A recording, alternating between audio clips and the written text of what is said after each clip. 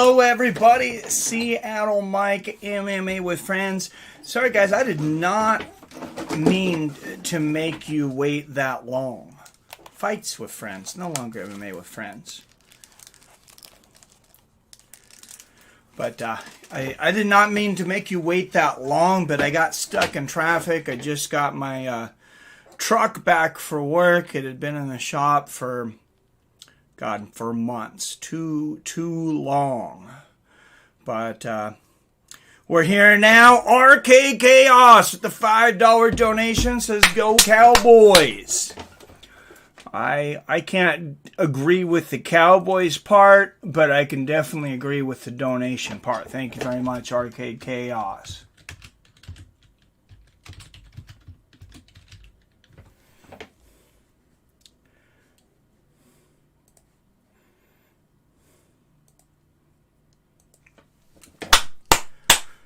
Appreciate you starting us off with the super chat. Getting the donation jar going. Says, man, is it a scorcher today in New York? It's nice and sunny here in Seattle. It's not bad. It's a little warm up here because the ventilation in this upstairs room is not very good. This is the warmest room in the house. But yeah, I got nothing to complain about. It's like 65 here and beautiful.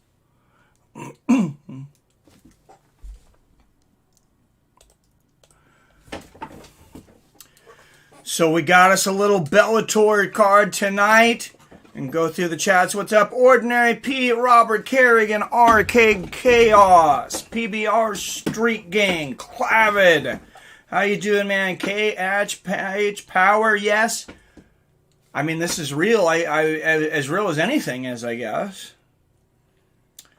MMA or not? Oh, what's up, Pete? Pete, what up, G-Funk? MMA or not? Hello, Theron Nelson. Big South Swell about to blow up. It's time in your land. KH Power, it is 1 minute to 6 p.m. over here. And that's when the official Showtime stream will start. All was good in the hood, says Robert. This is a long elevator. I didn't mean to make you guys wait almost a full 12 minutes. I apologize for that. But, yeah, it was a long day. I was rushing to get back here. And then I got a big diesel semi-pickup truck. I just got my truck back. And they still didn't fix the fuel gauge. So it said I was on empty. So I was really worried. So I had to go. I ended up taking it to the gas station because I'm like, I don't want to run out of gas. But I had plenty of gas. Fight by Russian fans. Hey, hello. Hello there in Russia. Mother Russia. We love Russia and MMA. You guys got a lot of stars right now. Really want to learn Russian. My goal for summer. Hey, me and you both, Robert. I'd like to learn some Russian too, man. It's pretty badass language. Good evening, Seattle Mike. Good evening, Chimu. I know English. Hey, I know Russian. So, we'll do our best, I guess. We have arrived at your floor, sir. I like that, Robert. Was 92 here in Detroit area. Oh, damn. Luckily here, and trust me, we pay for it in weather enough in the wintertime, but during the summertime, luckily, we might get 2 or 3 days over 90. Very rarely in a year does it hit 100.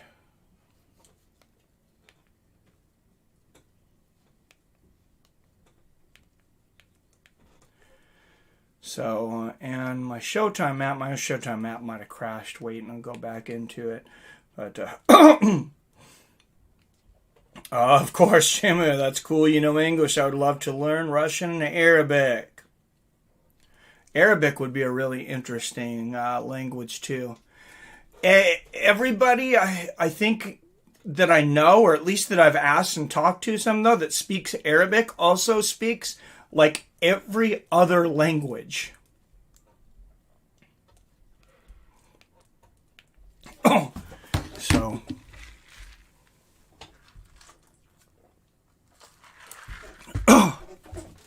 And I mean, keep in mind this comment is very timed, but I remember my wife, this was like in late 2001, maybe early 2002. Anyways, we were looking at computers, and she said to a Middle Eastern gentleman, it was in a bunch of different languages. And she goes, "Oh, I noticed they don't put it in Arabic." And she goes, "Maybe there's a reason for that." I was like, "Oh, I cannot believe you said that."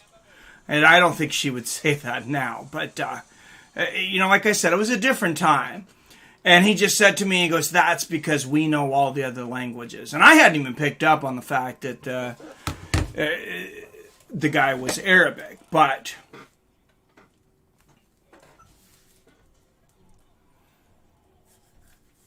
Rainy all day in Portland, but isn't it always? I didn't know you were in Portland, Shimu. So hey, you're my crazy brother. We both live in Crazy Town. No, what do they call it? Portland and Seattle sister cities. So because they're pretty similar. I know there's a lot of people in Seattle and in Portland that would argue that because they say, "Oh, we each have our own things that set us apart. We're not alike each other." But damn, as far as weather, we definitely are. What's up, J Dig? 1982. Hey, good to see you, man. All right, 23 of you guys already in the chat room. That is freaking awesome. Go ahead and hit that like button if you haven't for me already. You guys generally already have by now. You guys are awesome. Make sure and hit that subscribe button. Don't forget to ring that bell so you're notified whenever I drop our new weekly podcast, the Main Event podcast. There are 2 episodes up right now. I just dropped one, I think it was Tuesday. It was either Tuesday or Wednesday. I'm going to make sure we have a regular day for that. But if you're subscribed and you ring that bell to get all the notifications, it will automatically start for you, at least for a while, because for now, we're doing it as a premiere. And we'll do that either until it catches on or until people tell me they're tired of having premieres pop up on their screen.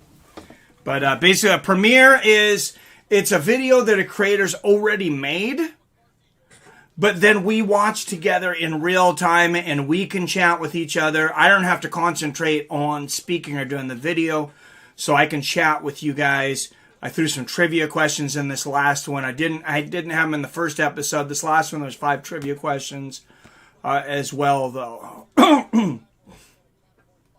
So I hope those of you that watched it like that. Same, says Jamil. It is nice weather here, though. You guys will get it. Hopefully that means it's coming your way, too. What's up, CJ Smith? Hey, haven't seen you in a while, man. How is it going? How's your group doing, man? I'm still a moderator over on your Facebook group. I get a notification sometimes on it, the UFC Fight Fans Facebook group. What's up, Snakes? That's awesome. Can't wait. Cheers, Snake. Yeah, I thought you had commented on there. The first one was that Anthony Rumble Johnson one. I think 400 and some of you watched that. The last one, I did a poor job advertising it, which means like I didn't advertise it at all. I thought, hey, why not just like throw this out there and kind of as a surprise for people and, see if they like it.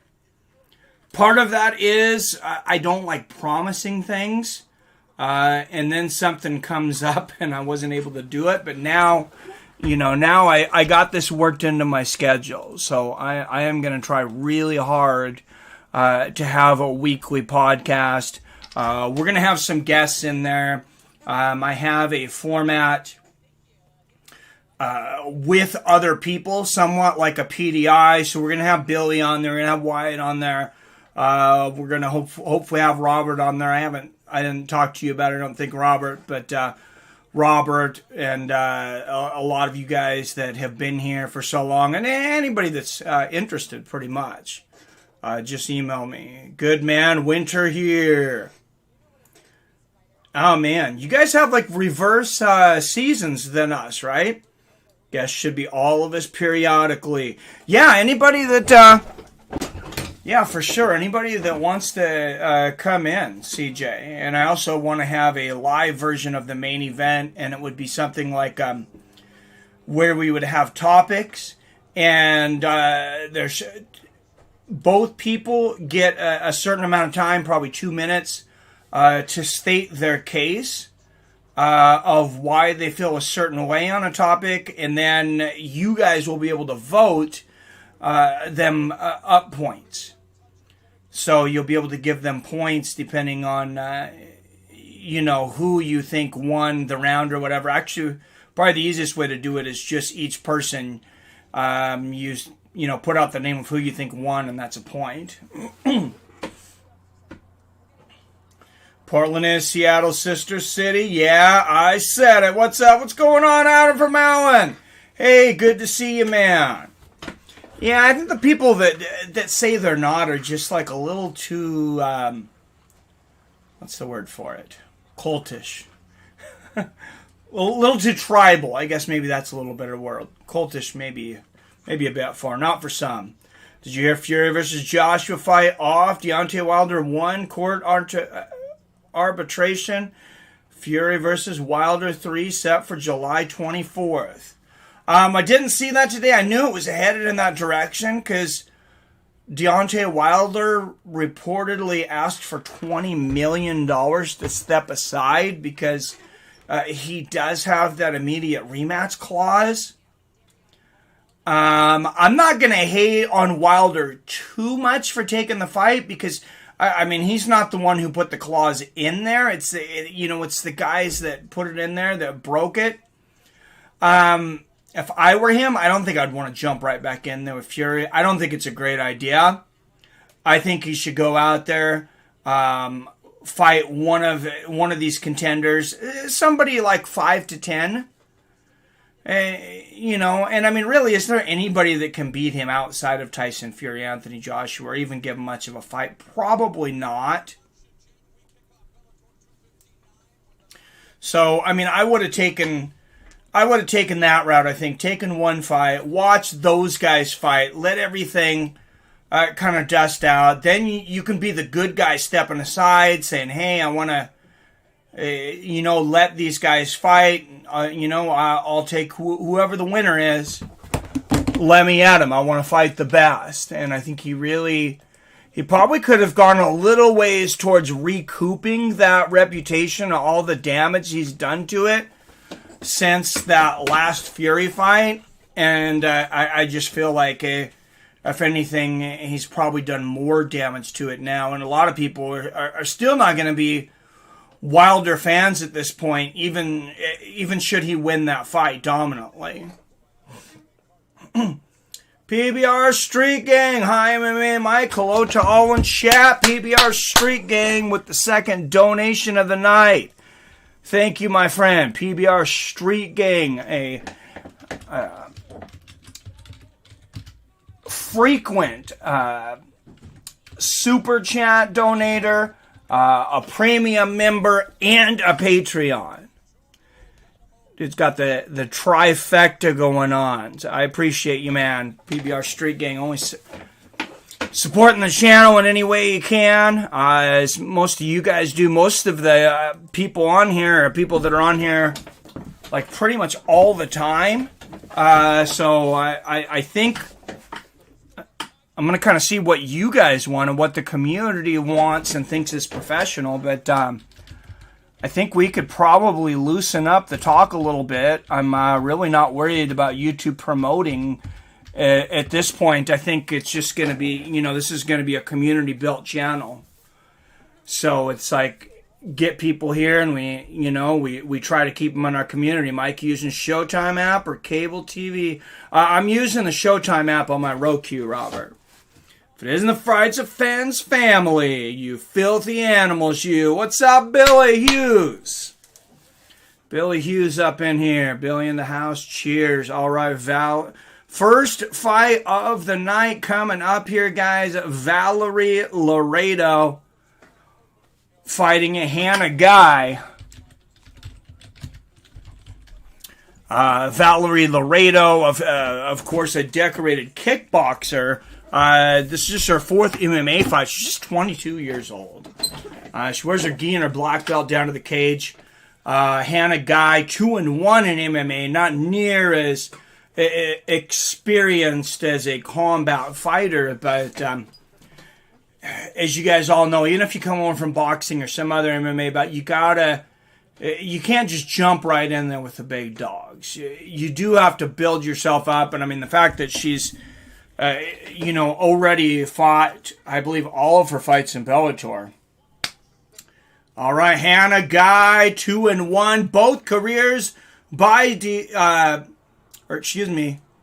both victories by submission. Representing the blue corner. Bill in the house, cheers. App doesn't allow me to pause to sync up. Bummer. Hope we aren't too far off. Oh, sorry, Robert. I hope none of that. All right, and out of the red corner, the number 8 ranked 125-pounder in Bellator. She is 3-0 in the cage. Valerie Laredo. Referee for this one will be Carrie Hatley. All right, guys, the talk is over. For now, the fighting is here. Valerie Laredo, Hannah Guy. If you guys have not seen Valerie Laredo fight, she's obviously, she's only 3 fights into MMA. She's figuring out how to be an MMA fighter.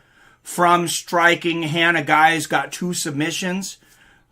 Nice left hook there from Guy. Good right hand from Laredo. Laredo going for that clinch. Straight right and left hook there from Laredo. Laredo in her last fight, she showed she's definitely been working on the grappling. The clinch game, everything. I have Showtime on my cable for it free when I got a new modem. Nice. That's awesome. Did we have a choice? I don't remember if I had a choice. But I got HBO Max free from Comcast at some time. So, oh, big left from Laredo. Guy is hurt. Valerie Laredo flooring Hannah Guy. I imagine this is not the first guy she's beat up. Back to the center of the cage there. She did not want to get on the ground. Smart move there from Valerie Laredo, even though, her grappling is coming together quickly. Nice body kick there from Laredo. She knew she had a substantial advantage on the feet. Her opponent, both wins come by submission. Oh, big straight right and a left hook there from Laredo. That might have busted Guy's jaw open. Straight right and a left hook. Valerie Laredo on point, on purpose.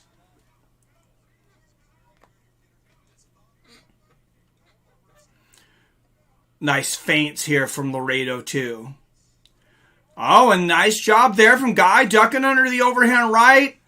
Going down for the takedown, but Laredo shores up the defense and stops the takedown pretty easily. Oh, nice right hand there from Laredo. I mean, as you guys know, nice left hook from Guy.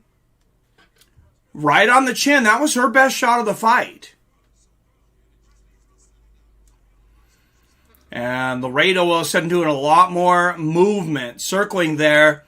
I mean, nice 1-2 there from Laredo. Beautiful reversal there from Laredo. This time, not only did she stop the takedown, she gets underhooks. Oh, no, Guy's got an armbar. And that's what Laredo wanted to avoid. She reversed that over, but Hannah Guy maybe let her take it over. Oh, man. She is really fishing for that armbar. And I just heard Hannah Guy's corner say, don't look for something that's not there, but I think it was there. Valerie Laredo, her arm is bending. Oh my goodness, it's bending all the way over. And Valerie Laredo flipping over. Man, she is very flexible. That is definitely a legit armbar here from Hannah Guy, and Valerie Laredo just refusing so far to tap to this. And I mean, Hannah's not putting 100% pressure on that, but I can tell you, most guys would have tapped from that. Women are a little more flexible in that position. And Laredo was out with 2 hammer fists and back up the standing. You would have heard a pop if that was a guy's arm.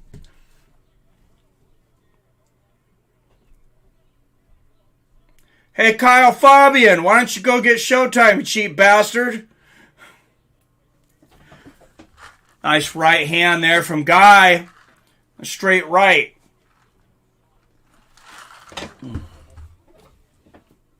Hey, at least he didn't call me ugly, though.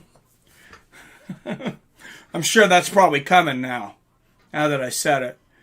Guy clinching up against the fence here. Nice right, a couple of right hands up against the fence. 40-some seconds left here in the round.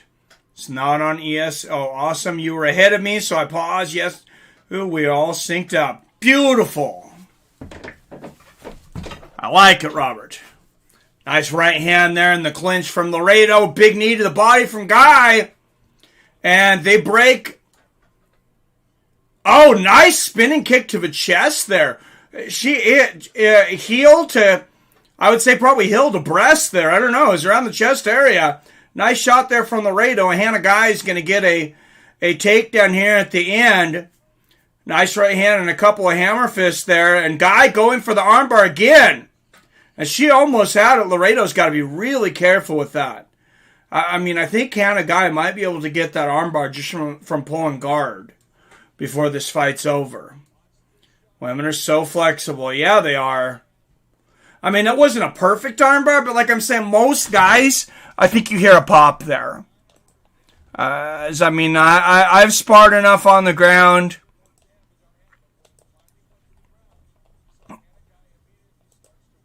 I've never tapped from an armbar in combat.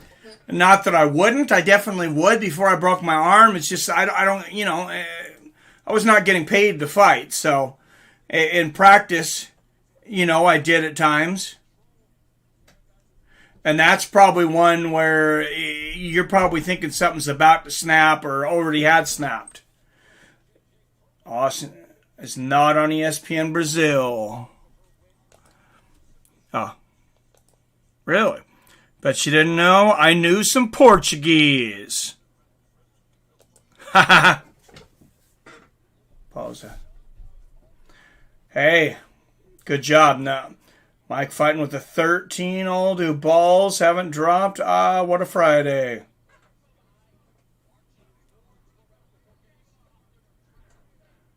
Yeah, I don't know who it was, but they come in my house and start talking smack. Oh, big right, left there from Laredo, but a couple of big shots there from Guy. And Laredo again reverses the takedown.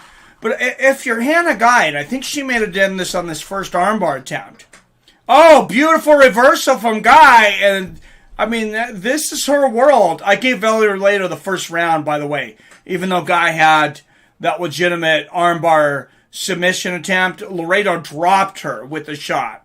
And, was significantly more effective standing. So on damage, I'm going to give the first round to Laredo. But Guy in dominant position here, almost to mount. Nice shots here, looking for an arm triangle possibly. It's got some blood coming out of the nose here in Hannah Guy. She's going to bleed on Valerie a little bit here too. She's the giving kind of fighter. Oh, and mounted Valerie Laredo with big shots, or Hannah Guy, with the big shots, elbows, and right hands here. Valerie Laredo just fishing for anything to reverse. I'm sure she just wants to get up to her feet. Guy in full mount. Oh, big elbows. Big shots and big elbows. Valerie Laredo mounted by Guy. And this referee just said to Laredo, come on, I want to see something.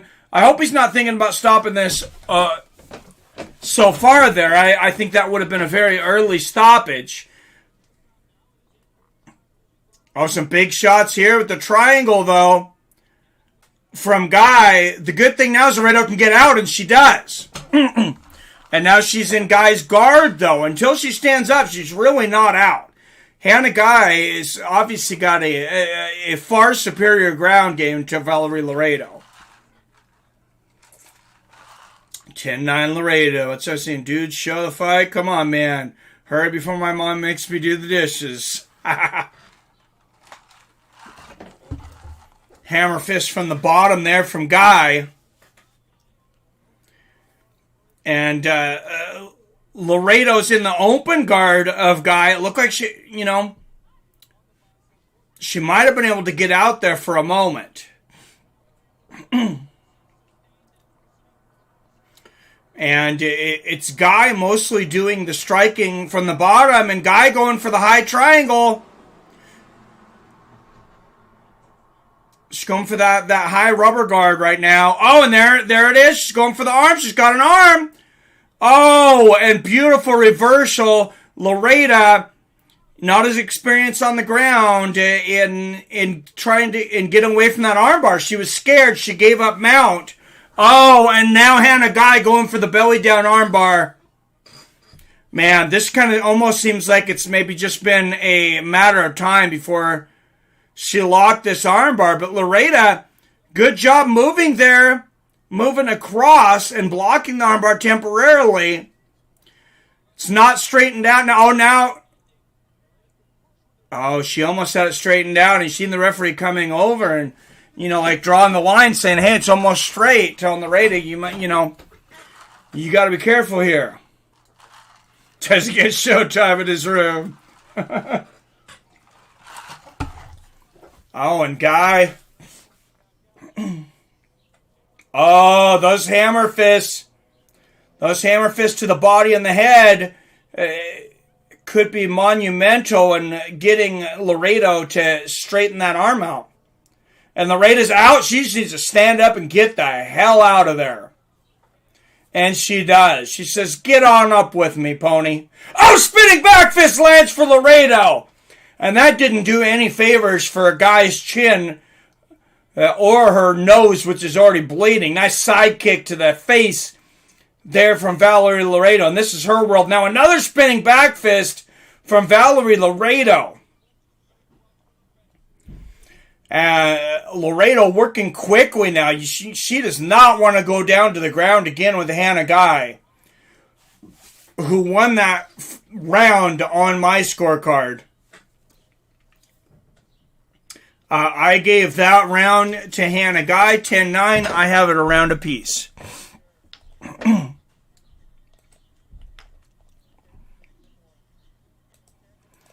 Third and final round. This is an exciting fight. I like these stylistic battles.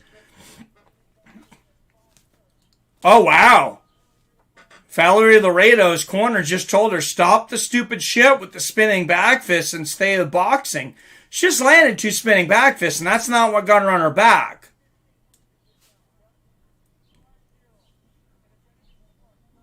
And Valerie Laredo's corner just told her, you have to throw 50 punches this round, and they better be smart. This is a pretty aggressive corner here for Valerie. And, maybe that's the kind of corner that she wants. A lot of fighters, they want somebody that's going to be more aggressive and push them if that's their personality. Some fighters want somebody that sits back a little bit, more calm. Some people want a corner person who's batshit crazy. But let's not talk about Diego Sanchez. Nice left hand there for Valerie Laredo. Oh, good straight right. By the way, guys, and Hannah Guy, she does pull card here, going for a guillotine. Hannah Guy, for, I don't know what her amateur career was like. In MMA or in Jiu-Jitsu, but she's got a solid ground game. She's not able to get it, though, and back up to their feet. Nice body kick in the right hand there from Laredo. Laredo did not look too happy when her coach said, stop throwing those stupid spinning back fists. Nice body kick there from Laredo. But Big John McCarthy's saying the same thing. Nice knee to the body there from Guy.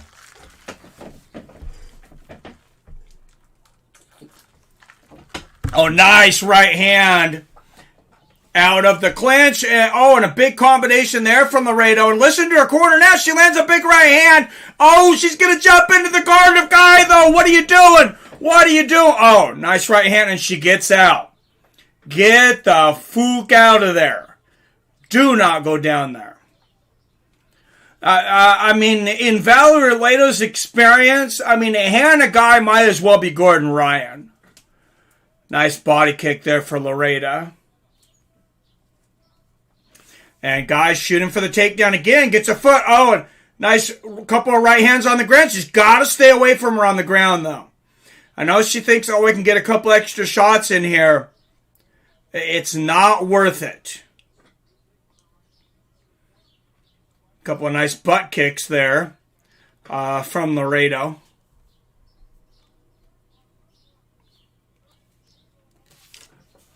And Hannah Guy will get back up. Oh, nice 1-2 there from Guy. Oh, and a solid 1-2 there from Laredo. Her punches are just so much better. The 1-2 and then the right hook. Oh, Guy trying to get the takedown up against the fence. Laredo almost ran out of room to defend that there.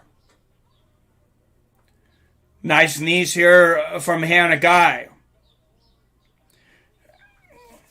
And this fight is, far from over. Very interesting fight.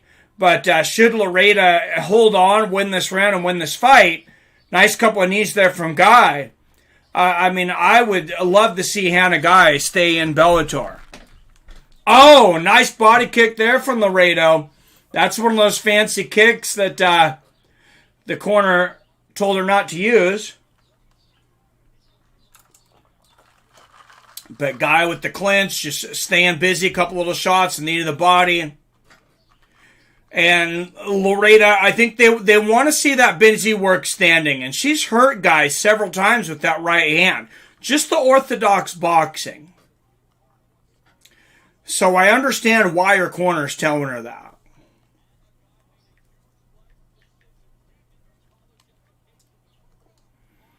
Can't wait for Cyborg versus Smith Who. All right. What's up, Ordinary Pizzas? I'm back, baby. Pete Snake. Cups looks kind of big in Mike's hand. And yeah, I got small bitch hands. Ordinary Pete. Oh, and Hannah Guy gets the takedown inside the guard there of Laredo. And Guy knows, I'm sure Guy knows that she's got under a minute to be finished.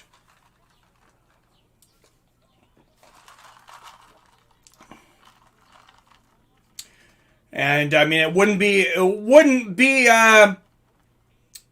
exactly out of character for Laredo to finish to a Guy, So,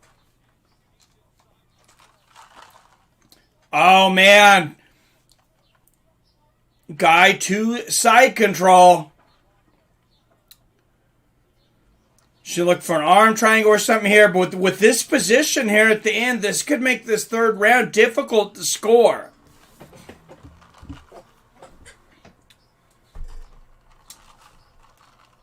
Pete, cheers. Cheers, guys. Oh, man, 1 second left, and there Hannah Guy was going for that arm bar again. Oh, man. That is a very close fight. I would not want to be a judge right now. Laredo did not hurt. Man, very rarely will I have a draw round, but I just can't. I just can't take away or give that round to either girl. So I have the third round of 10-10, and much as I hate to do it, I'm going to have it a 29-29 draw. What's up, Paulo Marcos? What's up, guys? MMA or not? I'm using my girlfriend's phone because mine died. What did I miss? Hey, first fight here on the main card, man. Valerie Loretta, Hannah Guy. It was a textbook grappler versus striker matchup, and we're just waiting on the decision here. And I've kind of pushed out a Cohen a winner. I thought Loretta won the first round pretty easily, even though Guy had a couple of good submission attempts. She rocked Guy. She floored her with the shot. She hurt her. Guy, I thought pretty handily won the second round with some good submission attempts. A lot of ground control time. And then for the third round, it was like Loretta won the standing. Guy won the ground. She had, Loretta landed some good shots. Guy had, a probably legitimate submission attempt there at the end.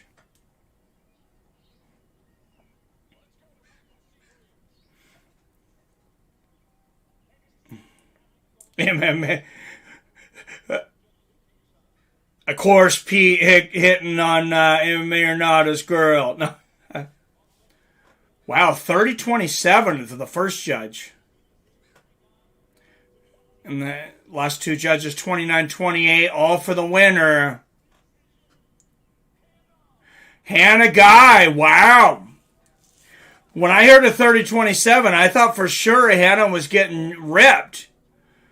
But, I was really close to giving Guy the third round, though. I don't have an issue with that decision. 29-28, I think, is actually probably the correct way to judge that.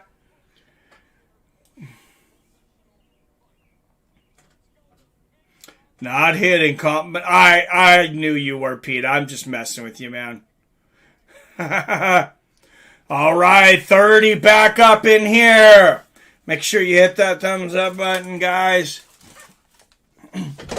And like I said, don't forget about the new podcast here on Fights with Friends, the main event podcast. There's 2 episodes up right now. Each episode is I break it up into 5 rounds.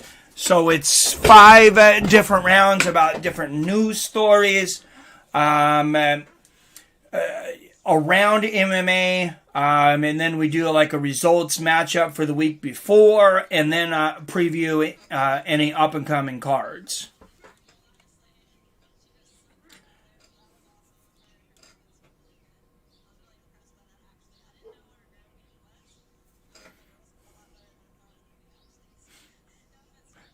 Mike made that one. Sorry, Pete. I'm a very much. I know. I'm just messing with you, man. I'm not a steady go fish.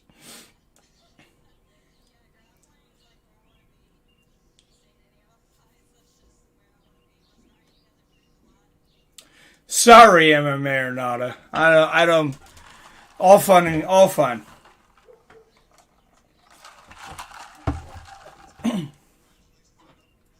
But big win here from Hannah Guy. I mean, I know Valerie Loretta only had 3 fights inside of Bellator, but I mean, she was in there because she was a storied striker. She was ranked 8th in Bellator already, so you got to think this for Hannah Guy. This probably gets her ranked. Bellator ranking's pretty new. Pretty new actually, and. Now you can see, I guess, now why Valerie Loretta's corner was so urgent with her in the third round. They knew. Anyone here own chickens? Don't own any chickens. No. Let's make it really weird. Is Hannah Guy special needs? Not trying to mean, just curious. Oh my goodness, Billy, that is inappropriate. I mean, if she did, Valerie Loretta just got beat by a retard. But I don't think she's special needs.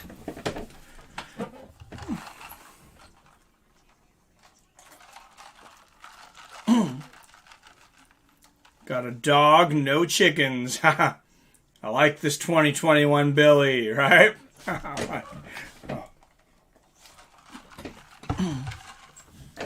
Yeah, we got to get Billy in on the next podcast, hopefully. That way I'm not just talking to myself. Seems a bit egotistical.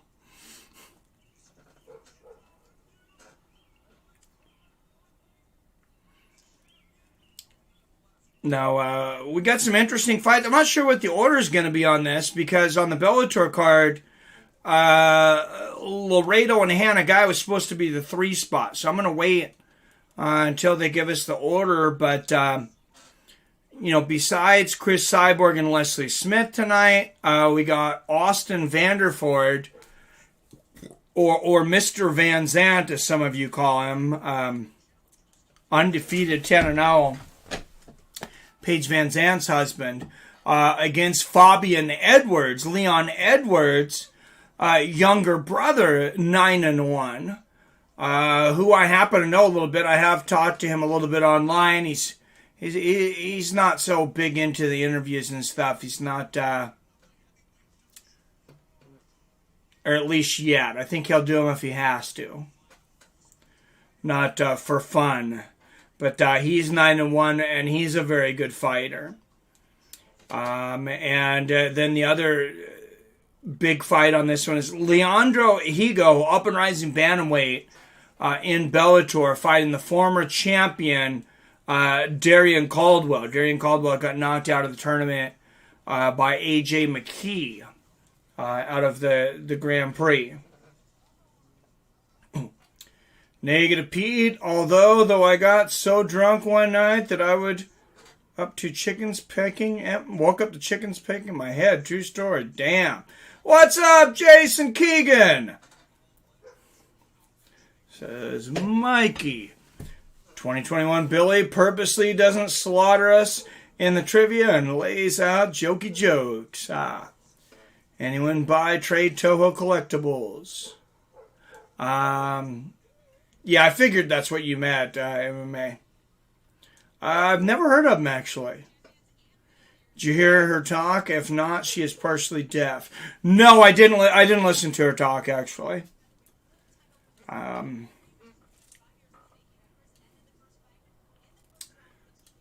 Not me, Snake. I don't. Snake, I do try. I do trade sell Tojo.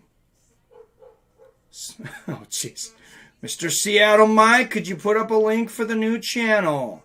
Oh, it's not a new channel yet. It's just a new show. At least right now. I have thought about splitting it off into another channel.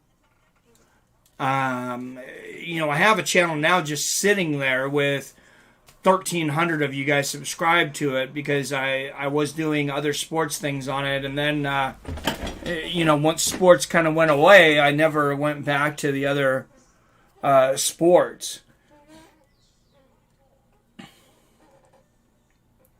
So we could do 2.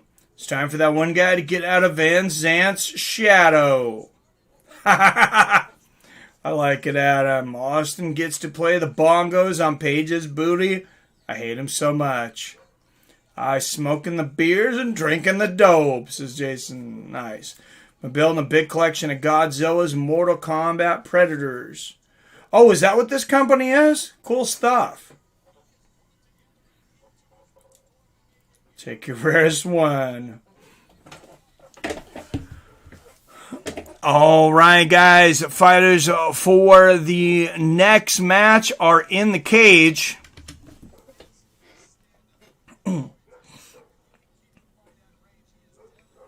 Jalil Willis, 14-2 against Macon Mendoka, 11-4.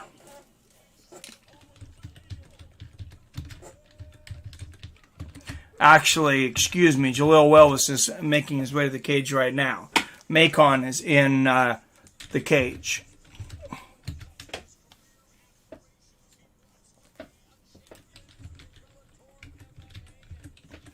And there is an accent mark on the C, one of those bottom accent marks. I don't have an accent mark on my computer as far as I know. Jalil Willis, former LFA welterweight champion. So quite the pickup for Bellator in getting Jaleel Willis. That makes me think maybe they offered him more money than the UFC, because LFA has kind of been the breeding ground for the UFC. Jaleel Willis, 14-2. Macon, 11-4. Macon a year older at 30, 3 inches taller at 6'2", but the reach is identical at 74.5. Snake, that's MMA or not, by the way. What's up, Captain? Must be my birthday with all that cake Cyborg be showing lately. Snake Arcade may have had some of those toys. He has a smorgasbord, he might. Yeah, you're right, he does. All right, 5 wins by knockout or submission. 11-4 as a professional, 4 knockouts, and a sub. Macon Mendoza.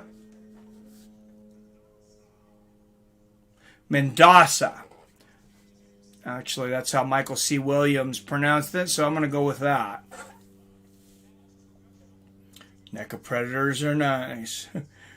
Cyborg has had so much work done, I might make a mistake of beer goggles on her in the room. Oh, Jesus.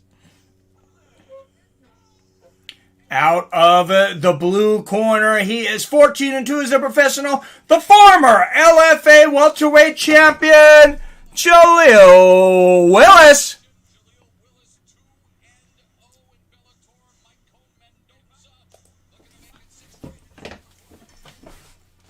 All right, Bellator debut here for Macon. This is second fight in Bellator here for Willis. Nice little leg kick there from Macon to start this one out. And Willis answers. Macon looking to have a heavy leg kick assault early.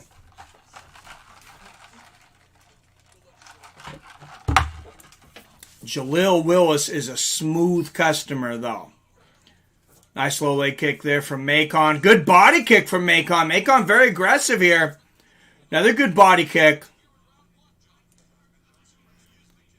And a nice low leg kick. And in his Bellator debut, I mean, Macon, he looks very calm. He looks very much at home in there. Inside leg kick there lands for Macon. And, you know, I like the way Bellator's done things lately.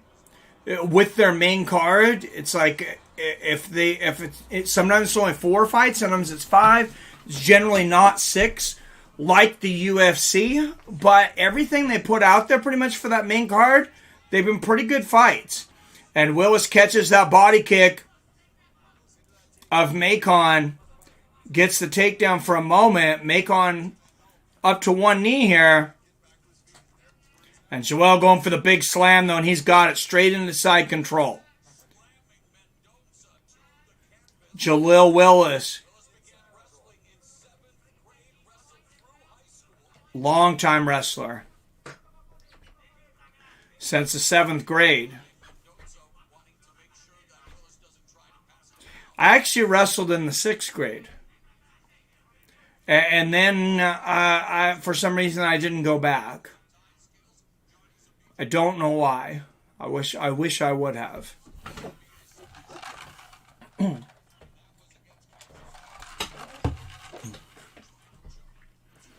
And Macon making his way up on the fence.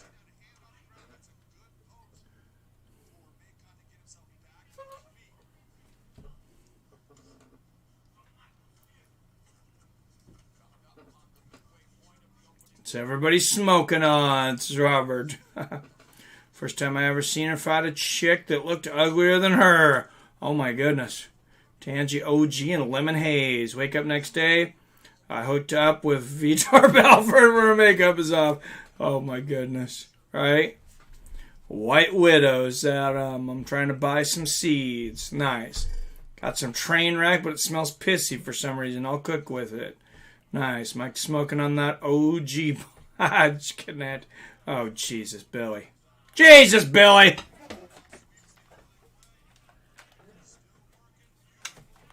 And up there for a moment was Macon. Willis get him down again. And Macon, I mean,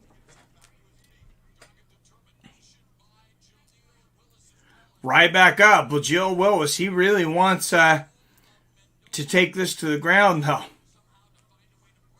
I shot up against the fence there from Willis. I mean, he's got a tough grip and some great freestyle wrestling. Nice knee to the body there from Macon. And I know LFA, it might not quite be Bellator, it might not be UFC, but you're champion in LFA, you're a pretty high-level fighter. Nice takedown there from Willis. Moving to half guard. It is so effing hot, huh, Billy? Better be careful, however. You seen the videos of Cyborg salsa dancing? I bet she has killer kegels. Mike will choke you.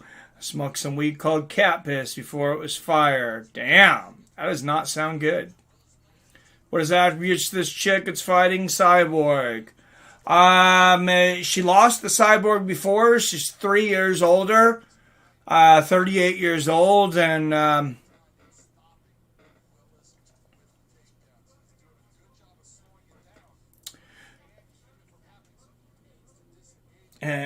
according to somebody in the chat here, she's uglier, or according to Pete, she's uglier than Cyborg. So for what it's worth. What's up, Clavin? So I'm back, fillers. Let's go. Nice. I 90% of the time go for the underdogs deep down inside. The guys that get no respect and come out and earn it. Hey, I hear you, Arcade. Cloud says, welcome back, bro. But I got some Grand Flora 4510s and some Collins Avenue. Yeah, that just went right over my head, Clavid. Cheers to you, Clavid. I will take a drink and toke one for you. All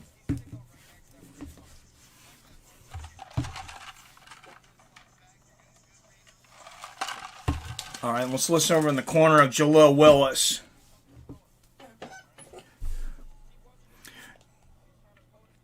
And, I mean, we could see what Willis wants to do in this fight, and we could see what Macon wants to do. Macon generally wants to keep this thing standing. Although I'm just going to assume by the name, that he's Brazilian. He's got some jiu-jitsu. That's I know that's horrible of me, but I'm probably right. Willis wants to get this to the ground and use his wrestling.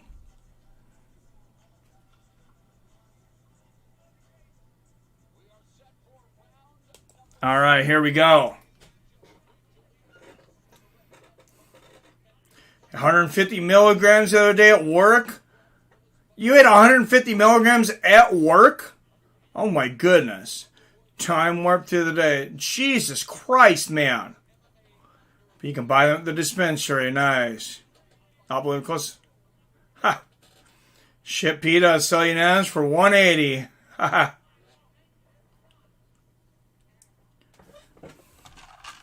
Oh, nice body kick there from Macon. A low leg kick there from Willis. Yeah, we probably shouldn't. I mean, since it's still federally illegal, we probably shouldn't sell weed in the chat. Nice straight right there from Macon. I did. What's up, Matt 209? Hey, good to see you, man. Edwards and Vanderford have not fought yet. I'm going in like Joey Diaz. I didn't buy that, Cloud.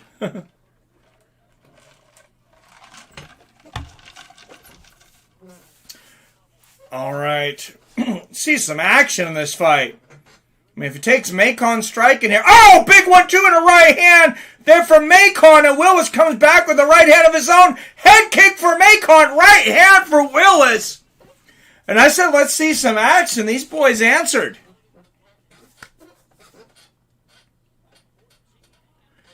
If I was Cade's side with a mic, I would say they would probably heard me. Nice body kick there from Macon.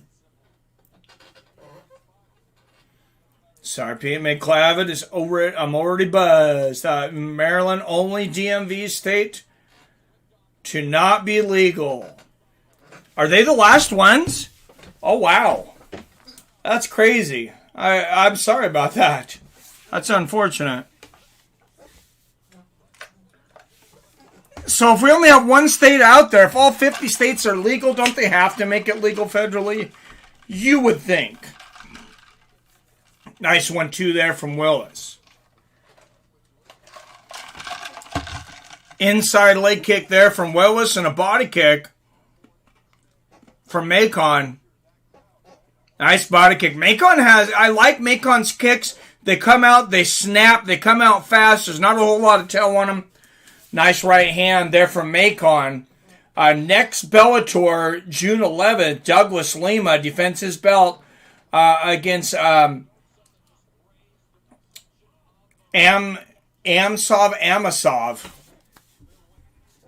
Guy with two last names. Nice 1-2 there from Willis.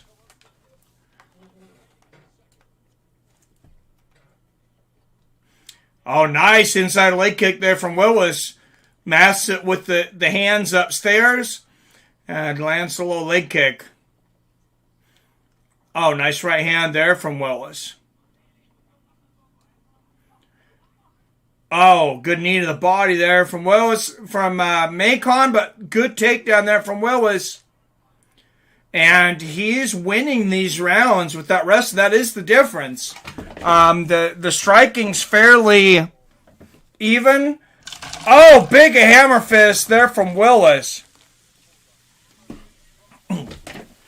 Joel Willis in full guard here now. He's going to have to watch out for Macon's rubber guard here. Macon, 4 of his 5 finishes from submissions, though.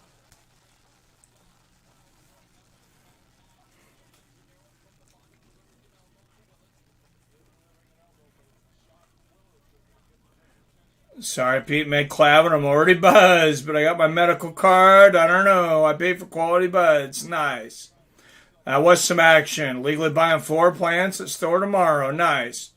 Phone is charged, a bunch of perverts. Break your phone immediately. Oh, I like it, Billy.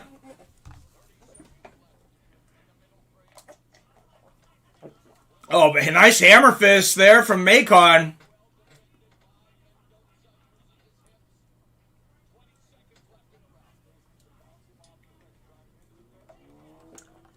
Oh, and another takedown there for Joel Willis. And if he had not sealed the round at that point, he probably did with that takedown.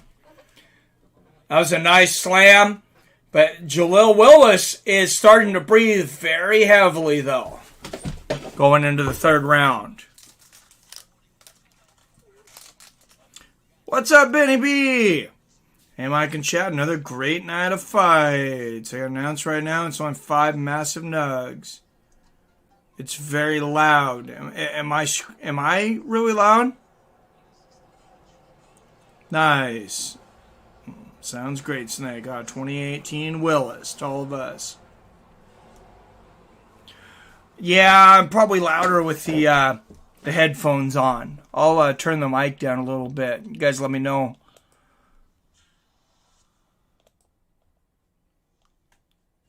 Let me know how that is. I'm not trying to blow your guys' eardrums out. Okay.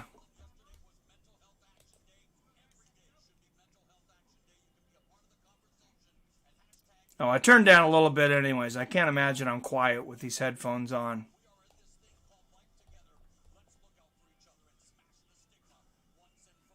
All right, guys, round 3. Here we go. Joel Willis, Macon Mendoca.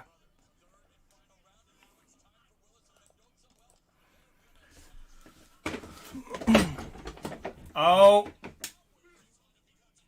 And a low kick there early.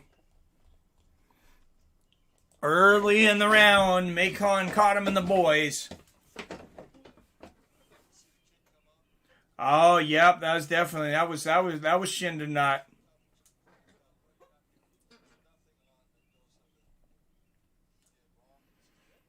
I'm gonna blaze this space face for Fights of Friends group. I like it, nice. Mara Rennell is the man. I also strode bipolar episodes. He is a true legend. Oh, I didn't know that he, I must have missed that on the audio. That's awesome that he was admitted that, though. Nice 1-2 there from Willis. Good right hand there from Mendoza. Like I said, I think Mendoza might have the advantage on the feet. His striking is more technical. Nice inside leg kick there from Mendoza. On a right hand there from Willis. And I mean, he's got the advantage in the jiu-jitsu too. It's just that Willis's wrestling is just so good, and he's so good at getting dominant position. Oh, Mendoza going for the flying knee there.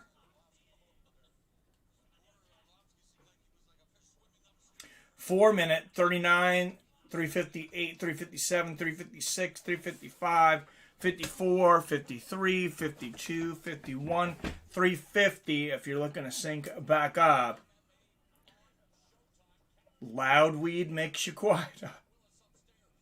I don't know what loud weed is, but the weed I buy and grow comes straight from grower who sells medical to dispensaries.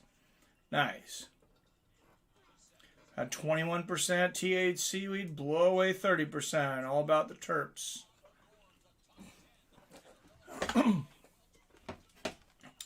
Nice inside leg kick there from Willis. Oh, or from Mendoza. Oh, and he lands another low blow.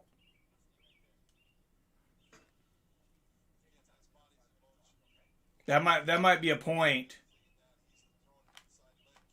Let's see. He goes to the inside leg kick.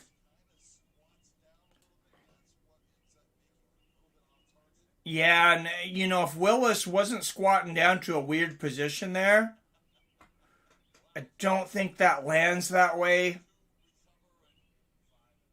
It looks like it barely landed, and I mean, I'm not throwing shade at Willis, but he could certainly use the rest, but he's not going to take it. So I'm definitely not going to throw shade at him. He could have taken 5 minutes there. Spinning back fist attempt there from Mendoza, and Willis immediately clinches up. I'm going to be honest, guys. If I'd have gotten kicked in the groin there and I was as tired as Willis, I'd have probably taken the 5 minutes.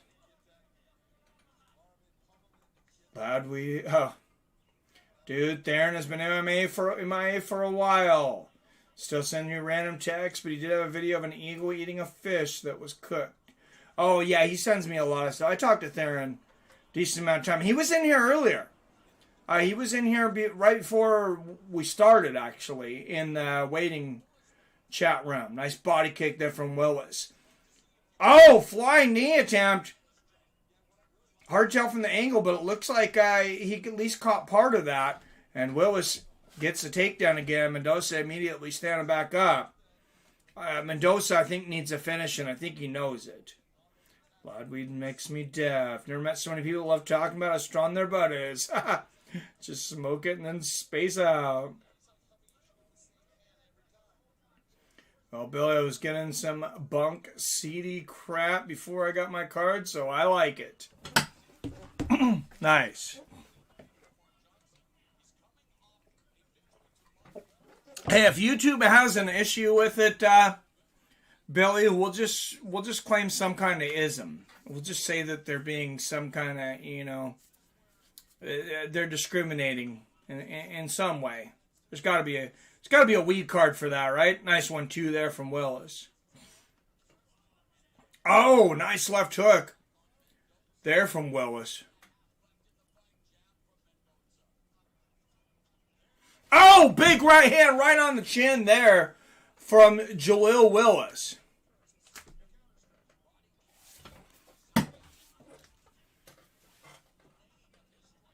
Night, y'all. Early mornings. The snake. Oh, man. What's up, man? Northeastern cicada, 17-year migration going down. Night, snake. We'll see you, bro. Getting some sleep for work.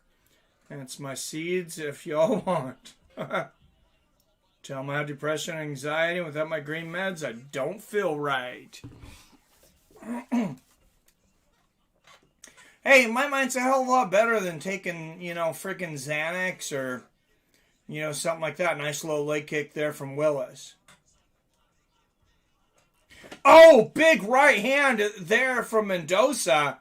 Willis immediately shoots for a leg, so it was hard to tell, but it looked like that shot rocked him.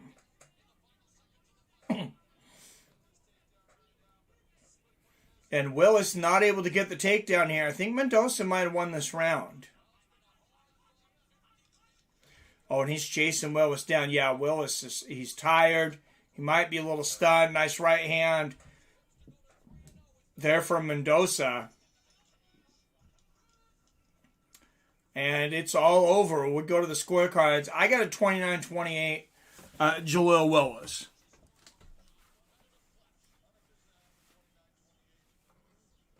And Big John McCarthy has it the same. He's been doing this for a long time, so I'm going to say that's probably a pretty good scorecard. Looks like the Tommy Fury Jake Paul fight is not happening.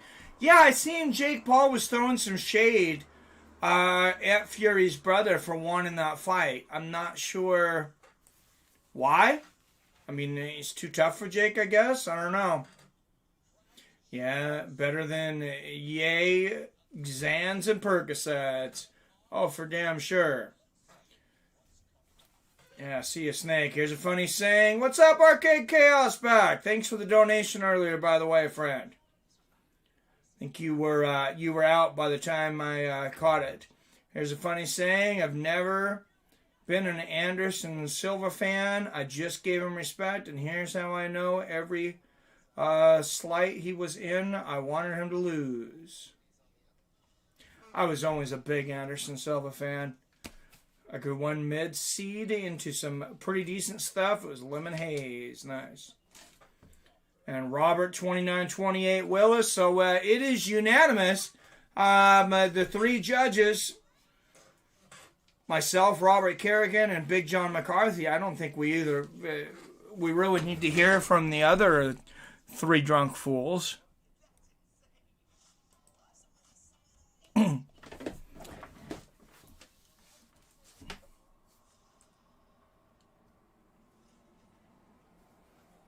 Kind of take that back. I really don't want Chael Sonnen and his big mouth to keep running. Oh, dude, that was a hell of a fight, though. Man, I got to say, I definitely really felt bad, legitimately for Chael Sonnen. And I was a big Anderson Silva fan, but it was just such a moment when, in that first fight, Chael Sonnen and Anderson Silva, I mean, we could not believe our eyes. Anderson Silva had been such a dominant force. And Chael Sonnen, he was not real well known by fans before the Anderson Silva fight. And then it's like, man, this guy, he was talking all this smack before the fight, and now all of a sudden it looked like he was about to beat, the guy that we thought was the best fighter in the whole damn world.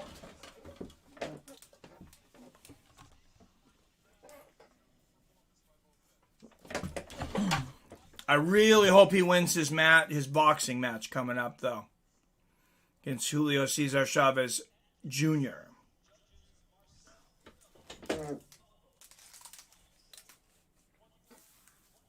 $29-28 on all three scorecards. The first two judges have it 29-28. The third one 30-27. Jaleel Willis. So that's a good thing. We didn't get any surprises there. Jaleel Willis moving to 15-2. The scorecards don't tell the whole story there, though. I think Jaleel Willis was,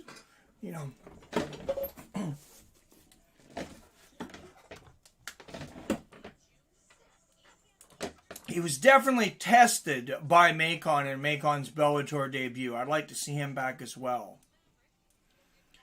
All right, yeah, Floyd Mayweather, Jake Paul, for those that are interested, that's on a Sunday, June 6th. So, Bill, if you want to stream that, go for it. I've already said I'm boycotting that fight. I'm not live streaming. I'm not even watching it. I'm not happy about that fight, but That was the first time I ever seen Anderson Silva. I liked Anderson until he beat up my boy Ace Ventura. And that was his second fight in the UFC. Yeah, he smoked Lieben, and then, Rich Franklin. I could not believe the way he took out Rich Franklin in that first match. The second match in the UFC, Rich Franklin was a dominant champion at the time. And I don't know what the odds on that fight were, because I don't remember. But, Rich Franklin, it didn't look like anybody was going to dethrone him for a while. And Anderson just came in there and made it look easy. He beat him bad enough. It wasn't like one of those one-shot things, but it was pretty quickly. I believe it was first round. It was one of those fights, though, where you watched it and you're like, hey, I don't really need to see this fight again because there's really no doubt of who we think will win. They did fight again.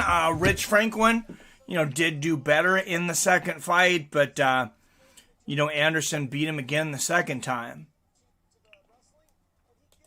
Who was that was asking about Austin Vanderford and Fabian Edwards?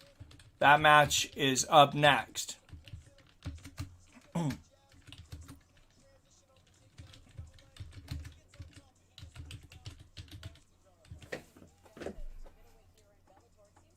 This is a good matchup. Austin Vanderford undefeated 10-1 or 10-0, excuse me. Fabian Edwards just one loss, 9-1.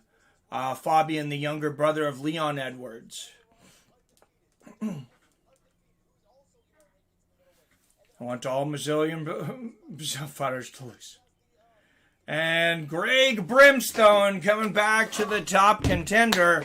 I know some people, I emailed YouTube about it. Some people said they had some issues with their membership. Either having to renew it every month or, it expiring and not renewing. I don't know if it's an auto-renew or whatever. But Fabian Edwards won 9 of his last 10 fights, so lost his first fight, undefeated since. He is the 4th-ranked middleweight in all of Bellator.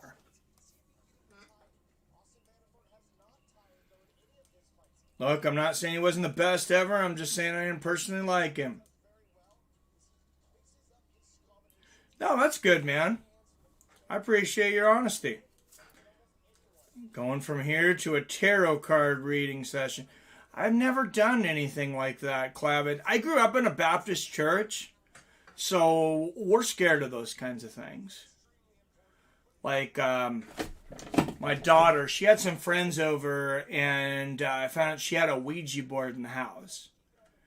And she's a good kid. She's usually pretty good about things, and I don't really have to put my foot down a lot with her. But, I asked her, and I said, I was like, hey, you can't have that in my house. You guys, I said, I don't feel comfortable with that. And she immediately backed off and didn't bring it back in the house. Maybe that's superstitious and silly, but it just wasn't something I felt comfortable with having in the house. I don't know if I'm even saying he was the best ever, Arcade, but I get you. America, fuck yes. 2 weeks on Showtime. Sunday, June 6th, Logan Paul versus Floyd Mayweather. If you want to do that stream, Billy, I would be happy to give you the channel for the day. Something always was shady about him, and now thinking back is probably juiced up. Word up, gang. Logan and Jake should have a pistol duel. Whoever wins, shoot himself. Oh, my goodness. Who's Kevin Lee supposed to fight next? I don't know where Kevin Lee fits into this picture, but I don't know. I haven't heard an opponent announced in a while for him. So I'm not really sure what's going on with him, to be honest. Austin Vanderford, the 3rd-ranked middleweight in Bellator. So I'm not going to say they have the deepest middleweight division, but here, both of these guys are top 5 contenders. And here comes Fabian the Assassin Edwards. 6 of 9 wins by knockout or submission. Even on both. 3 knockouts, 3 submissions. Number 4th ranked middleweight in Bellator.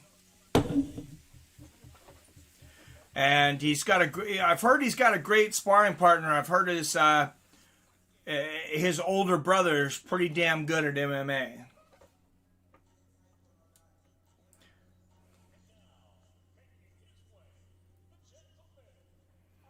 Rich Franklin deserves to be in Hall of Fame. Is he not?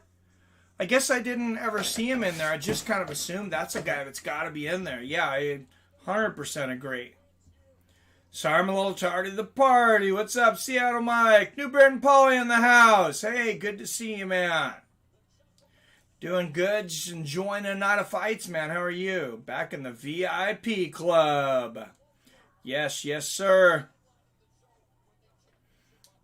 Gregory, cheers. Okay, cheers, Greg. I got plus 460 odds for Garbrandt to win on Saturday. It's a FanDuel special bet, so I rolled the dice on Cody No Love. All right. I'm surprised those odds are so deep. I thought it would be close to even. Austin Vanderford, 10-0. Fabian Edwards, 9-1. Vanderford, 3 years older at 31. Edwards, 2 inches taller at 6'1", but Edwards is going to have a 5.5-inch reach advantage. It's a pretty big reach advantage. Like the vid, guys. I think Cody can hit like a truck. Yes, he can. Watching on the John. Oh, my Jesus. Ordinary Pete. I think Cody loses this one. Might just FYI. Should put on members only vids for the people that pay for membership. Yeah, I need to start doing that. I've had a few polls. I have like 3 halfway done videos just sitting on my computer. And for various reasons, they have not been finished. Yeah, I'll get on that, though. Out of the blue corner, 9-1 as a professional. He is the number 4th ranked middleweight in Bellator, Fabian Edwards. And out of the red corner, he is undefeated at 10-0. He is the number 3 ranked fighter in the middleweight Bellator division, Austin Vanderford. Referee will be Mr. Hatley once again. And here we go, guys.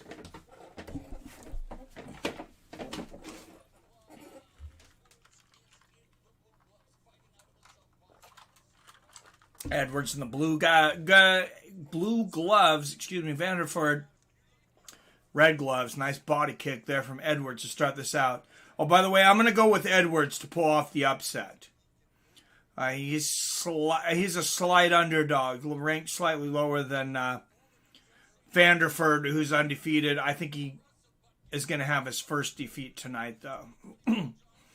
Oh, nice. Vanderford, nice job faking the shot, faking the punch, and getting the takedown. Right into side control, and Fabian working to get up. I wonder if Leon's in the corner of Fabian. I'm sure we'll see him between rounds.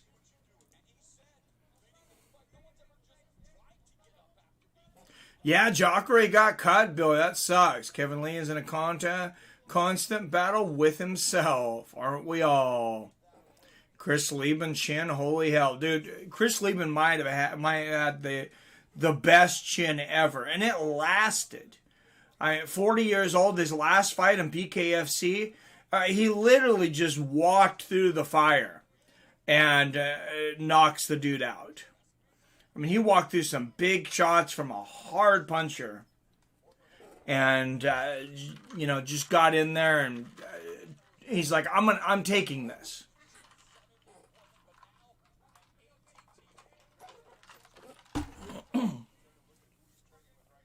Chris says he's never been that hard in his life than when he ran into Anderson Silva's punches. Technique, man, isn't always about power. Techniques beat power. Yep. Did UFC officially release T-Wood? Yes, they did.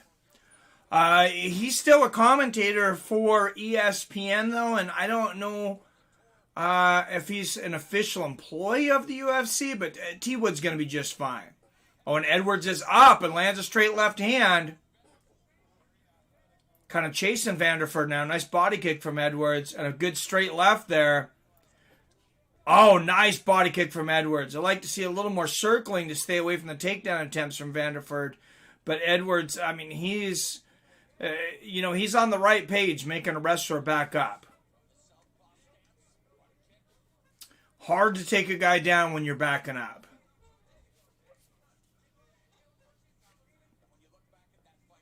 Unless you're a judo guy. Kid seems like the kind of guy who would kill a guy with one touch. Oh, jeez. Yes, T. Wood is gone, Benny B. Damn. Yeah, and Jacare's gone.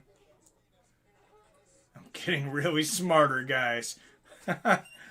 Oh, nice left hand there from Fabian Edwards. That was a laser.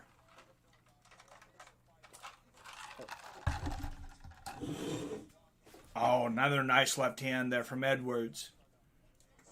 His striking is sharp right now.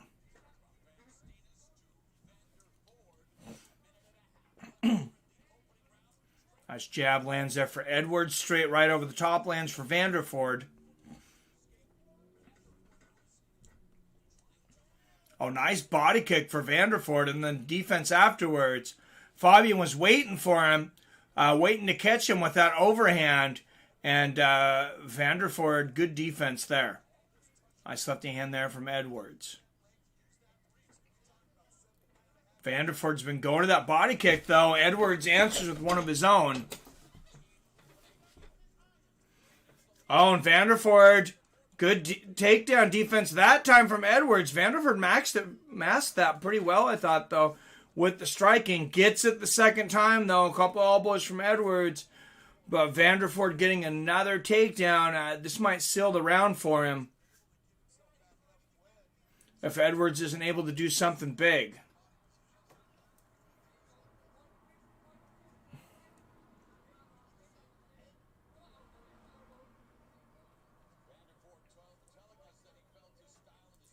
Instead of dropping R-bomb, I just call people Peanut Butter Falcon.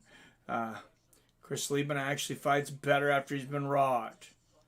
Well, yeah, he does, because somebody thinks he's hurt, and then they come in against him, and he just needs one shot. Ask Vanderlei Silva. Dude knocked out Vanderlei Silva. I don't remember what the exact time was, but it was in the first round. It was very quickly. And, I mean, this was not like an old-ass 40-year-old Vanderlei Silva. Yeah, Chris Lieben had some legendary power. And chin. Got so drunk my mom stopped me from eating dog food at 13. Oh, Jesus. Robert, 10-9 Austin, that's what I got. He's about almost 30 years old now. It's my friend that I was talking to about. I don't know. It's the kid I was talking about who was eating dog food. He's one of my best friends, and I miss him. I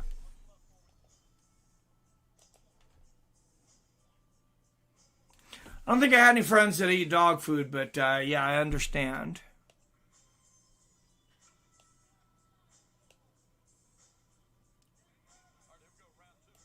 All right, guys, here we go, round two.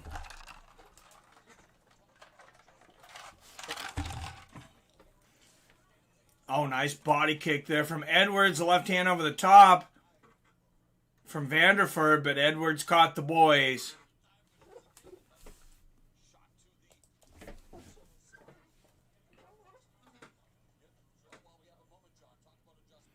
Heck me, either wet or dry dog food. That is a big difference. I had a friend who ate a whole lot of steakums. Oh, man, dude, that was basically dog food. Oh, man. I remember, because I worked graveyard freight crew, so it was nothing open. And we were all, basically a bunch of young guys in, like, our early 20s. Most of us, I think, in between 18 and 25. Nice left hand there from Fabian. A good takedown defense from Fabian. But Vanderford continues to go for that takedown. Edwards stops two of them and lands a nice left hook right on the chin. And the inside leg kick there from Edwards. But we used to pay people. We would put together polls to have people eat like disgusting crap. And we had a kid, and this tells you how long ago it was. I don't even know it was legal back then. But in 2002, 2003, we had a 17-year-old kid on the overnight freight crew. I was not a whole lot older at the time. I want to say I was probably 20, 21. So I guess I was a little bit older. A couple nice body kicks there from Edwards. But we got together and paid him $40 to eat two of the nastiest cat food we could find. A couple of nice left hooks there from Edwards. Got the senior special diet. I still remember, I believe it was special diet turkey and giblets, and then the senior diet beef and liver. And we told him if he threw up, he didn't get the money. That was always the deal with the challenges. If you threw up, you don't get the money. If he was noshing on some dry dog food, he just wants attention. Oh, you wet food? Yeah. You don't say our word around here.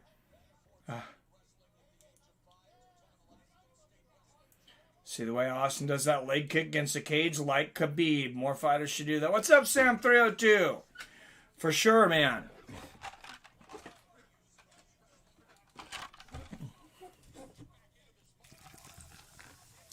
And Vanderford finally got that takedown.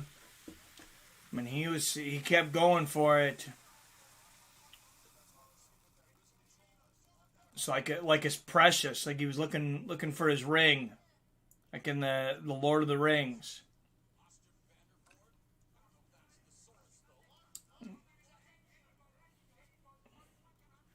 And Edwards and Vanderford kind of in a stalemate here. Edwards is up to 1 foot.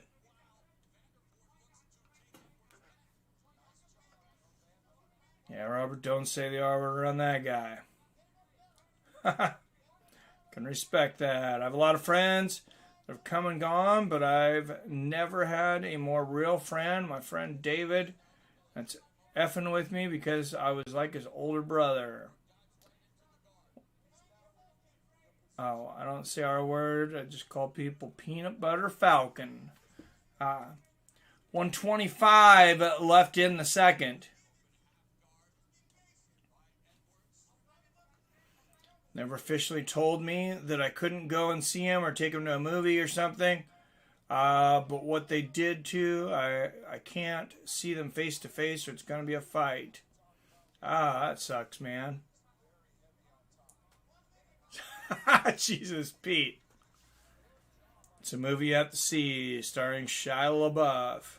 Sick dog. All right, Vanderford on top and ground control. Not a real exciting fight right now on the ground. But it is where Vanderford is dominating this fight. And I have him well on his way to going up 2-0. Working on an arm triangle here. I mean, yeah, and Edwards is out. I don't think he was ever in any real trouble there. A short elbow there from Vanderford.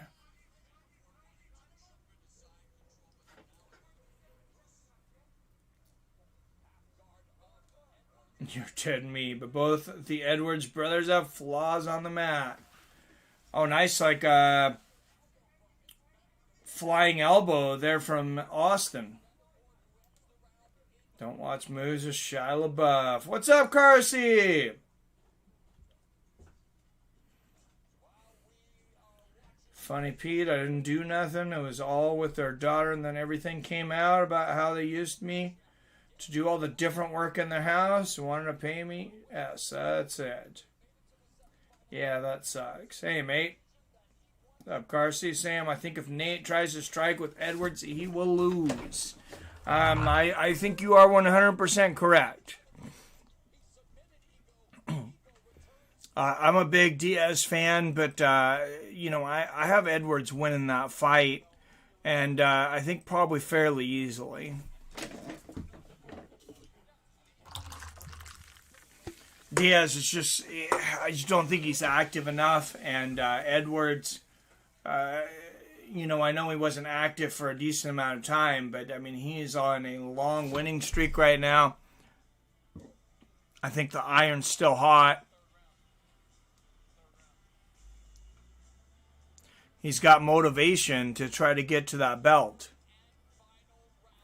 All right, third and final. Here we go. Austin Vanderford, Fabian Edwards.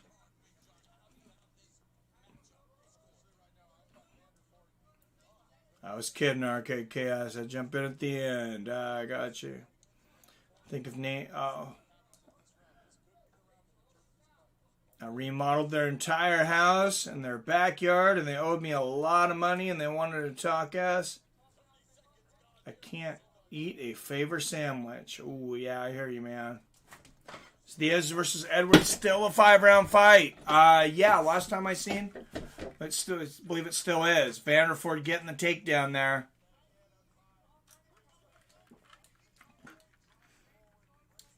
Got Edwards to half guard, and Vanderford he's definitely showing a big weakness in Fabian's game tonight, and that is his wrestling. Austin Vanderford just schooling Fabian Edwards on the ground today. Pete says, I have Diaz. What's up, Spook Show? Says, yeah, me too. But what if Nate comes out with a wrestling-heavy approach? I guess if he does and really tries to work on his jiu-jitsu, maybe. I think people still really underestimate Leon Edwards.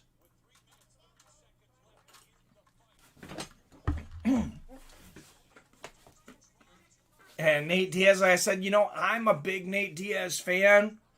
But, that guy's...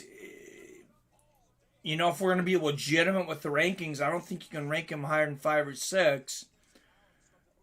And, nice transition there for a moment from Edwards, but Vanderford adjusts right back into half guard here.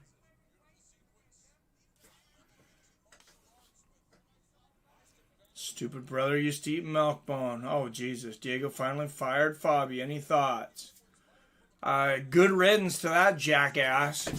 We'll see what Diego has to say about it. Diego, I believe he's going to give the first interview to MMA Fighting. I did reach out to him. Luke Kumo and myself talked about having him on the show. By the way, Luke Kumo is fighting tomorrow in the Lukey's League of Champions is tomorrow. So I need to get with Luke. We might drop something early tomorrow. I'll have to get with him. I know he wanted to be on the show when I talked to him yesterday, and I kind of ran out of time. Nice shots in the ground and pound here from Vanderford. We'll be back, Mike. Said the word, steak 'em again. I gotta eat. All right, have a good one, Arcade. See you soon, man. Bellator said they didn't want Diego. Diego needs to... Well, I can't blame him at this point. I love Diego Sanchez. He's a legend. But, his best days are... far behind him. Or do some bare knucks. Oh, yeah, I don't like that for him. But anyway, I think Diego has options now that Fabio's gone. Wonder who he would train. I wonder if the UFC would bring him back and celebrate him in a retirement fight now that Fabio is completely out of the picture. They may not, just because of some of the things Fabio was digging around with medicals. Acting real litigious, which nobody's going to keep you around. If you're snooping around the company, like making it super obvious you're trying to gather information to sue the company. I mean, he's literally calling UFC lawyers and asking them for dirt that basically they can sue the UFC for. I mean, this guy is such a big jackass. Nice elbows here from Vanderford, and it looks like he should be well on his way to a unanimous decision. This one seems pretty easy to score. Oh, man. And all of a sudden, there is blood everywhere. I think it's coming from Vanderford. I didn't see the shot that happened. It might have been a clash of heads, though. I think bare knuckles would be cool for Diego Strauber. I do love it for him. Look at God. I agree 100%, Mike Smack.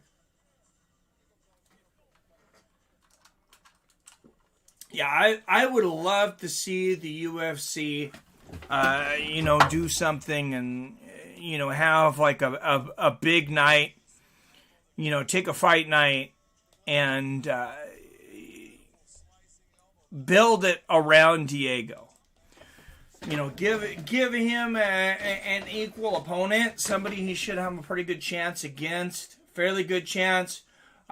Jim Miller, I might favor Jim Miller slightly, but they're around the same age and everything. I mean, Jim Miller, that's probably not a bad matchup there.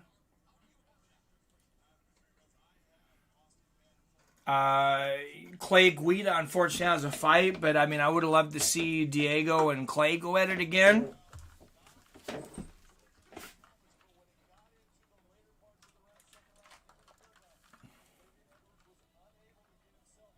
Yeah, that's how I got it, Robert. 30-27 Vanderford. I think that was an easy one to score. I think Ditch and Fabio isn't going to automatically make Diego ready for a fight. Still in the head. Yeah, no, I agree with you. There's a reason that, he was vulnerable to this, mind predator to begin with.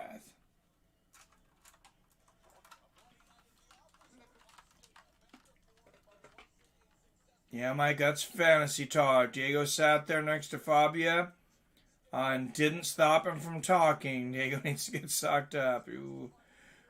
Cowboy versus Diego. Well, maybe now. The way Cowboy looked in his last match. I had thought that Cowboy was maybe too much for Diego at this point, but after the way he looked in his last match, that might be a good matchup.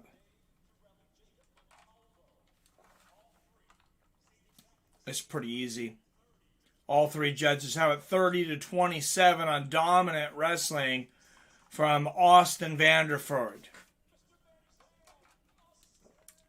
Oh, man, that is a hell of a cut. He's got two big gashes on his head. He may have gotten out, but Fabian's like, man, you ain't fighting for a while, dude. I'm going to slice your head up. And he did. He's got some gashes on that head.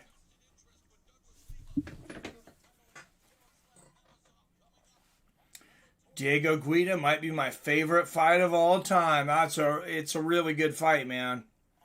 That Bellator girl lose, the one that danced after knocking out a nobody. I think you're talking about Valerie Laredo. And she did lose to Hannah Guy by unanimous decision. And Austin Vanderford, he says he likes the bloody fight. I'm not sure if he's going to be real happy about that after he sees how big those gashes are. He gets the win here, but he's likely to be facing a well-earned medical suspension. Diego said he believes UFC will take him back to do his retirement fight. Now he let go of Fabio. Oh, I like that, Robert. I really hope they do. I really hope they do. And, Dana White had said, there was claims from Fabian and Diego that Dana wasn't taking his calls, wasn't talking to him because he'd been around for so long. And I think Dana just wasn't taking Fabian Edwards calls. I think he would talk to Diego Sanchez. Still never said anything bad about Diego Sanchez that I seen. It was just about Fabian Edwards. And yeah, I wonder if he worked out that deal with the UFC brass. I wonder if he's been talking to him. And they're like, hey, you can have one last fight, but we're not going to deal with this crazy mofo.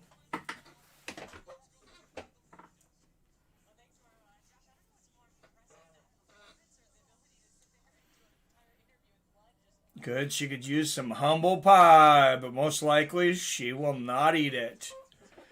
Yeah, Sam 302, she got herself in a lot of tough positions on the ground. I really like Hannah Guy, though. The girl she was fighting against tonight, she just had 3 martial arts fights coming into this, 2-1. But, I mean, very, very solid ground game. She had 2 submissions before that, or both of her wins. She had Loretta in, some pretty good submissions several times. Maybe I get too high, but that beef between Chimaev and Khabib's cousin seems intense. Is that Usman Nurmagomedov? God, there's a few Nurmagomedovs out there.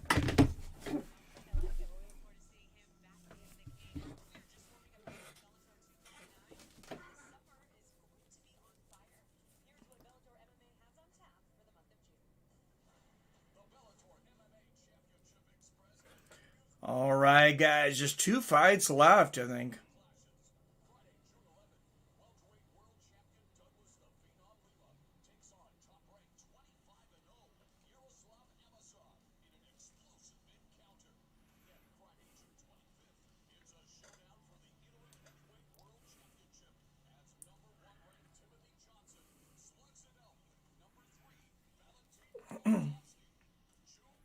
All right, guys.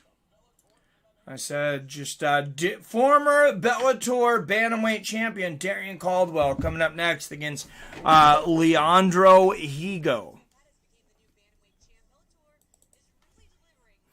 A good up-and-coming home-built guy in Leandro Higo.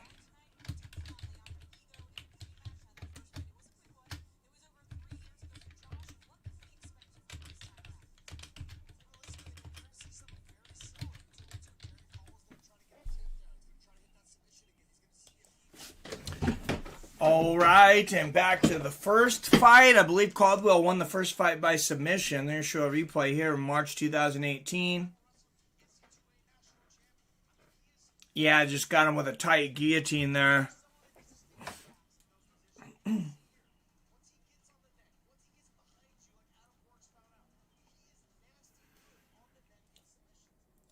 Darion Caldwell 15-4. Leandro Higo 20-5 here in the co-main event. These fights seem boring.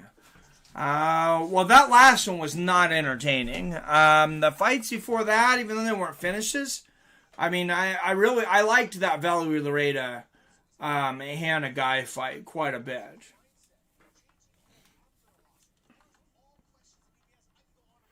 Yeah, Jalil Willis and Macon Mendoza, not a great fight. Kind of some dominant wrestling. Not 209, love Chimaev, but he is way out of pocket. That's Urban for he is out of line, Mike. I like it.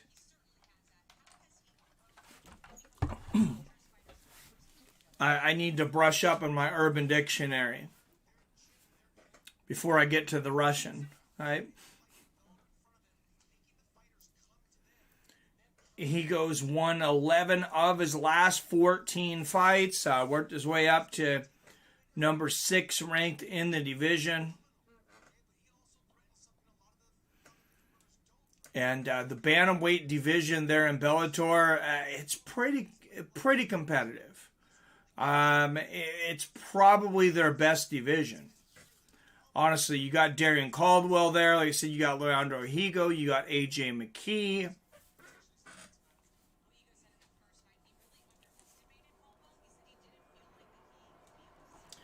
I got a dollar store special grilled barbecue chicken sandwich. A little bit of Sweet Baby Ray's.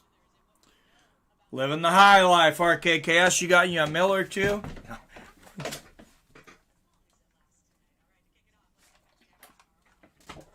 I like barbecue chicken sandwiches though.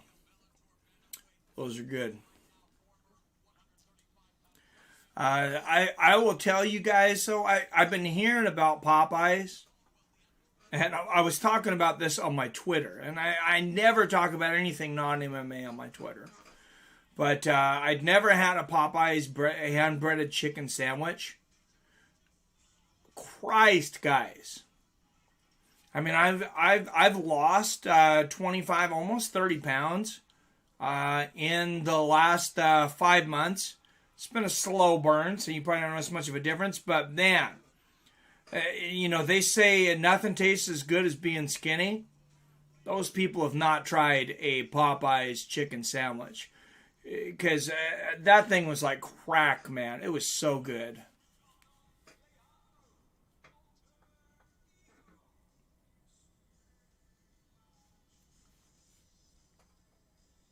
I thought my body hated me, Arcade.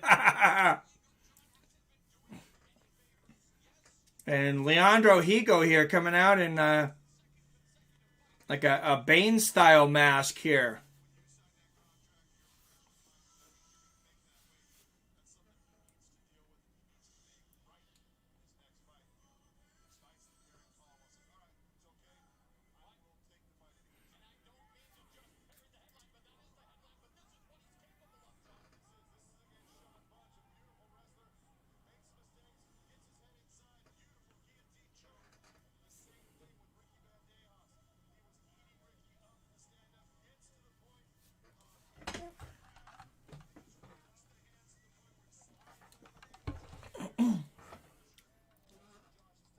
Popeyes, it's tasty. Yeah, if you haven't had a Popeyes chicken sandwich, that is the best thing I've ever had at a fast food restaurant. I for the most part sworn off fast food. I'll do it socially if somebody wants to go.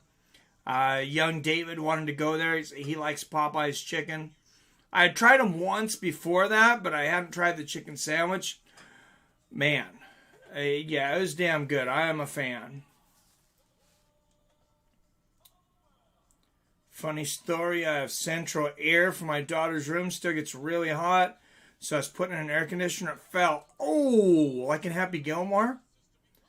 And just like you see in the movies, it slid all the way down my sweaty hand, and I stopped it before it smashed on the ground. This happened earlier. Oh, you stopped it? That's good. Yeah, that would have sucked. Darren Caldwell, former Bellator Bantamweight World Champion, making his way into the cage now. Saying that forever, but I have to get a fan that cools the air conditioning from the other side of the house. Oh, a vent fan. I got you. Hate my central air conditioning because it does 3 rooms perfect. Rest of the house barely fills it. Oh, that sucks. That's not cheap. Central air is not cheap either. Robert, I hate to admit it, but I do like the drama. Oh, yeah, that he'd said he'd smash Khabib. Yeah, a little bit, a little bit of drama in the show. Sometimes is not a bad thing, and MMA has its fair share of it for sure. I mean, to me, the good thing about MMA beef, though, like the difference between that and like basketball and football is these guys are gonna fight. They're gonna fight. Somebody's gonna have to eat crow. All right, guys. Darion Caldwell, the former champion, 15-4. Leandro Higo, 20-5. Caldwell a year older at 33 years old, an inch taller at 5'10".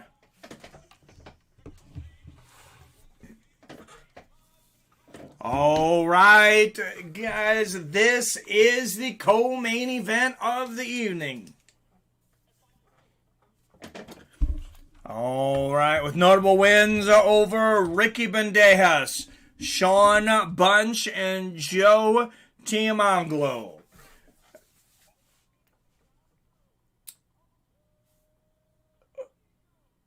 (15-4) Leandro Higo. Or excuse me, 20-5. Darrion Caldwell was 15-4. And Darion Caldwell with wins over Adam Borix, Henry Corrales, Joe Warren.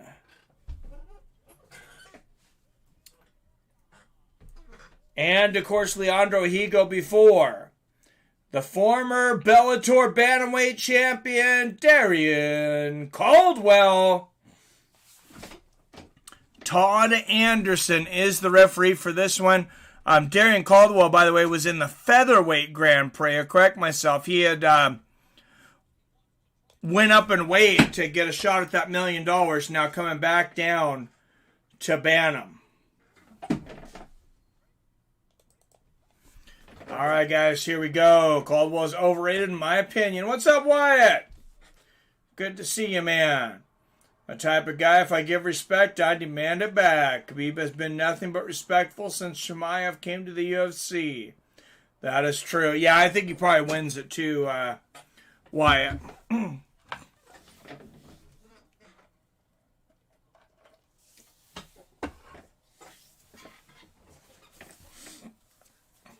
I mean, he was a champion. I think that's, kind of where his, ratings come from.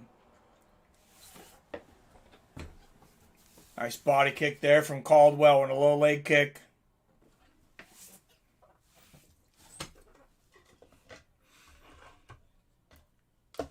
Oh, good body kick and a low leg kick there from Caldwell. And they smashed legs together. Like I said earlier, these guys did fight in 3 years ago, in 2018. And Darrion Caldwell won the first win by submission in the first round. Can drink a Coors Light. That's a Coors Light because Bud Light won't pay me. Nothing. I'm going to sit down with my friends and family, and hell, I might even get on top of my wife tonight.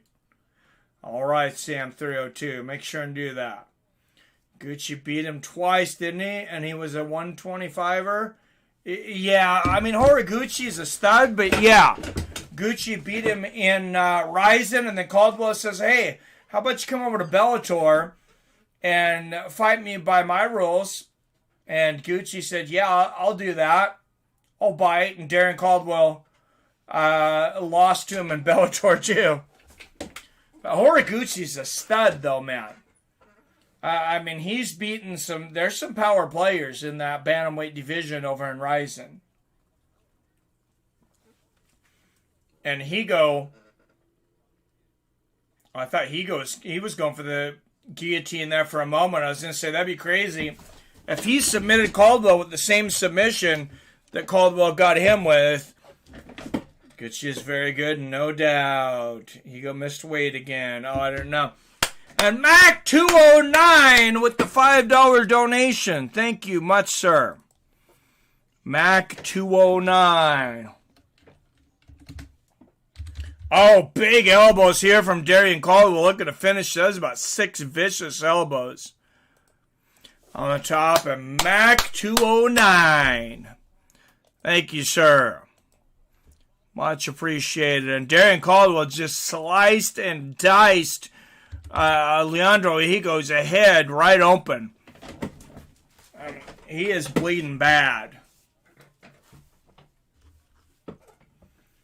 And I agree with John McCarthy here with the body lock for Higo. Caldwell's in a perfect spot here in this body lock. George St. Pierre was a master of this. Nice elbow there.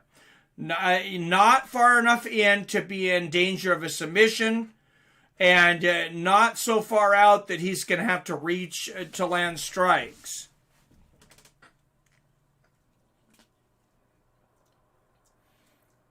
Appreciate it, Mac. Loving Brock Lesnar said that about his wife. Probably at home going, oh boy, not.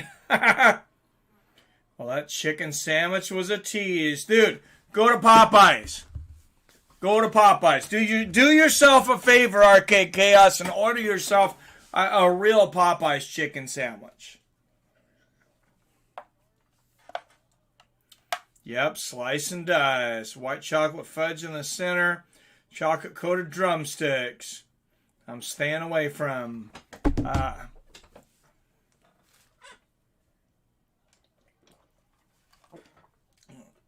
Oh, and Higo going... Oh!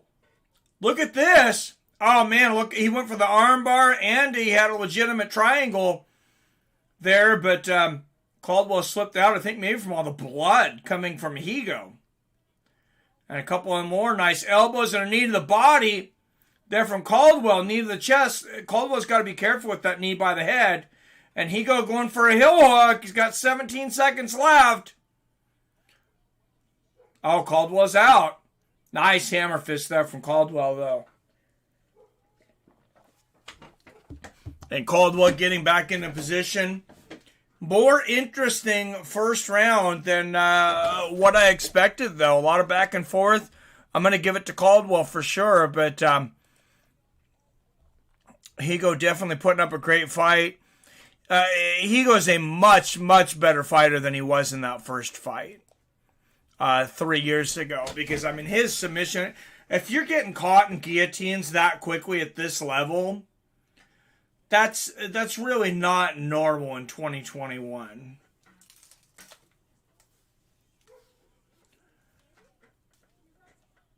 That's generally not high level. My great minds think alike. You said it as I wrote it. Nice. And Popeye's chicken sandwiches are nice. Treat yourself, Arcade. Yep. You imagine one moment you're breaking into Derek Lewis's car, next minute police are arresting your head is throbbing. Dude, that guy got jacked.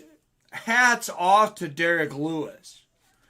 But I gotta say, guys, the rest of us, I mean, maybe in Texas we would, I guess, but the rest of us, do you think if somebody was messing with their car, that we knock them out and sit on when the police comes and they're just like, all right, thanks for that?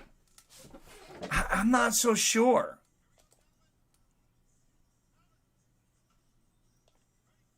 I suppose it depends on what state you're in.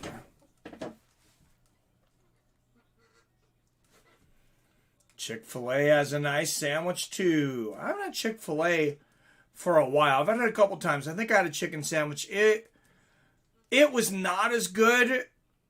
It's always better when you're not expecting it. Not that I didn't think Popeyes was going to be good. I'd heard some good things about the chicken sandwich, but it was just like, I had an expectation with Chick-fil-A.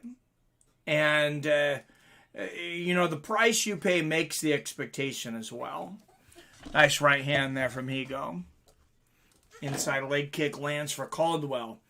But, the Popeyes chicken sandwich, I think I got the, like fries and red beans and rice and with a drink, all for like $8 or something. I mean, not bad. Nice front kick to the body there from Caldwell. But, yeah, it was freaking amazing.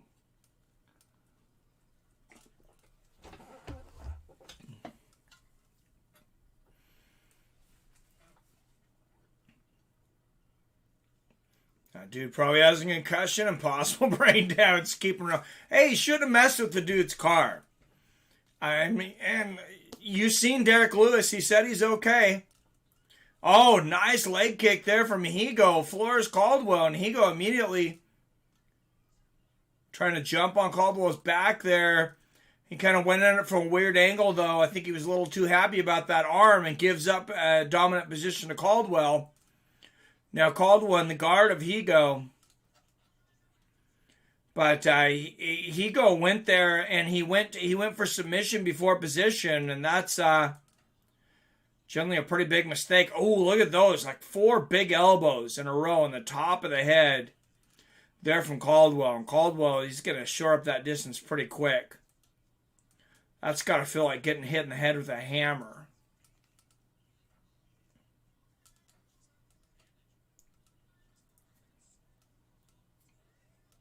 Handle it? Yeah. Adam. How did Sadawa do? I'm not sure. I didn't watch the prelims. I haven't went over the results yet. Clavid back in the house. What's up, man? Yeah, I don't know. I think Chick-fil-A is some type of culture, something. Good. I'll just find a chicken and Chogut's gets. See, I expected the Popeyes to be better because it was after everyone died over it. What? I like all the sandwiches. People died over Popeyes? Oh, I know there was a big, long-ass line when I went to the Popeyes for the one here for the first time, and it was they had to have police direct traffic because it was backed up into the street.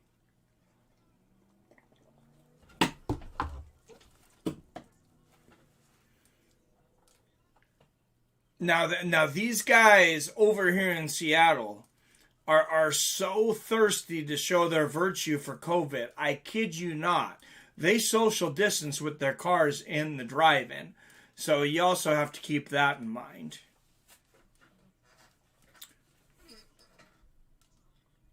Guys, got any crispy, crunchy in your area? Because to me, they're even better than KFC. I think you're going to say Krispy Kreme. No, we don't have a crispy, crunchy here. Nice elbow there from the bottom from Higo. I like crispy chicken for sure. We have an Azell's. I don't know if that's like a national chain. But I don't think it is. If you're ever in the Seattle, North Seattle area, though, Ezell's. E-Z-E-L-L-S. Also a great fried chicken place. Nice elbow from the top there from Caldwell. We're not going to lose any weight in these streams, boys.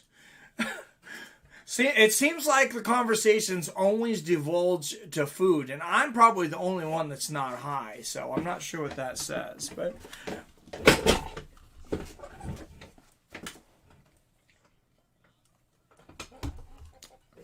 probably says these guys should be putting on a more entertaining fight. Caldwell on top here. Higo landing more of the shots, though. And, I mean, Higo's going to burn his legs out with these triangles, though. This is the body triangles. I mean, you can see he's putting a lot of pressure on that. Oh, and now he goes up high with the rubber guard. Oh, he almost got away with that one. Todd Anderson caught him. He looked like Higo was pulling on Caldwell's dreadlocks to pull him into that triangle. I don't know, guys. I want to be honest. I didn't pay full attention to that round. But I think it's a round apiece. I think Higo won that one. I know Caldwell definitely won the first one. You know, I don't even want to call that one.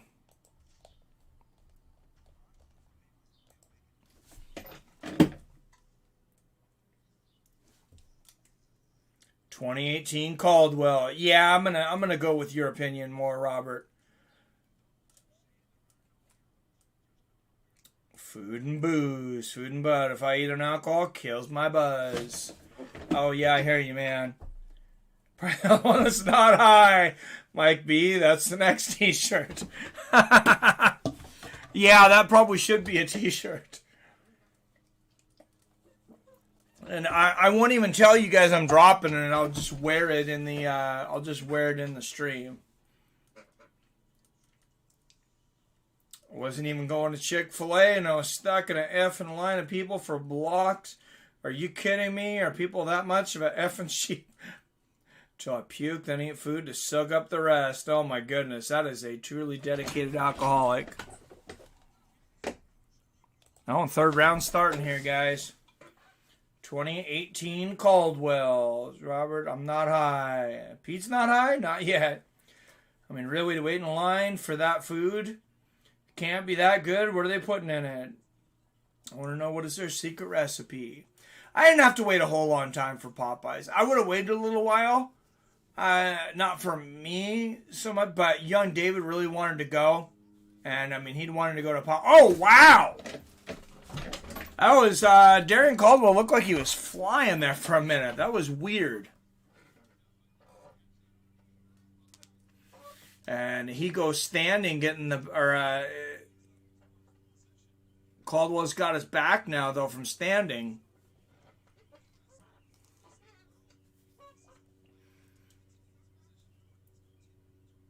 Not yet. I'm fine. About to be high.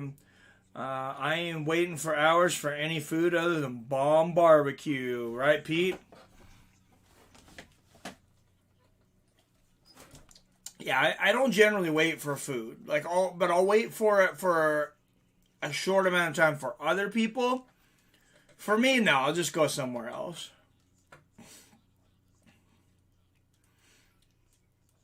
I've had to learn with the wife that if she really wants to go somewhere, that I got to suck it up and wait 25 or 30 minutes because she gets pissed at me. We'll have date night and we're going to go somewhere. And I used to be, I'm not waiting anywhere. And they'd say 20, 25 minutes and I'd be like, well, we'll just go somewhere else. And yeah, that only flew for, the first 20 years of our marriage. She's kind of tired of me now.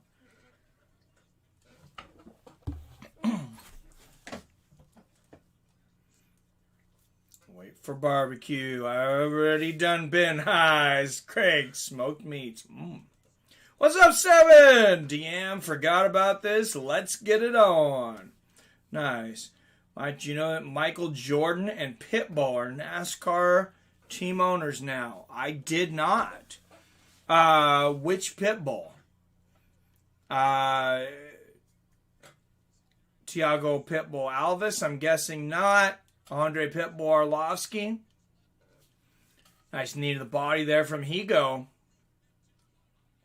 Higo now in dominant position, dominant north-south. Well, a place called Rowan Smoke Barbecue. Man, it's so good. Oh, man, you guys are making me hungry now. After Leon beat Nate, he should box Jake in this fool.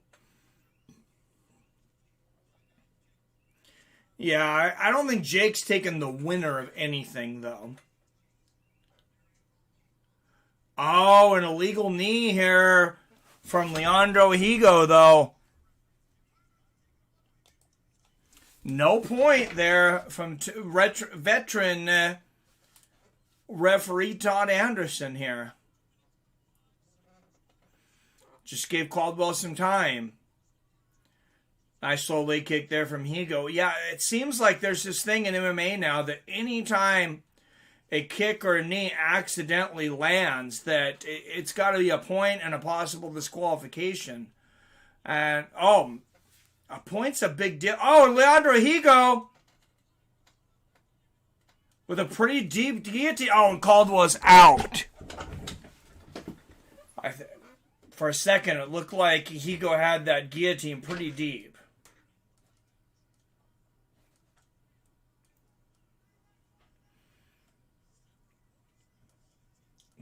Caldwell's fight, sure you're not. I felt like I was high for a minute. I don't know what the hell he was doing there, but that was strange, man. And my TV glitched.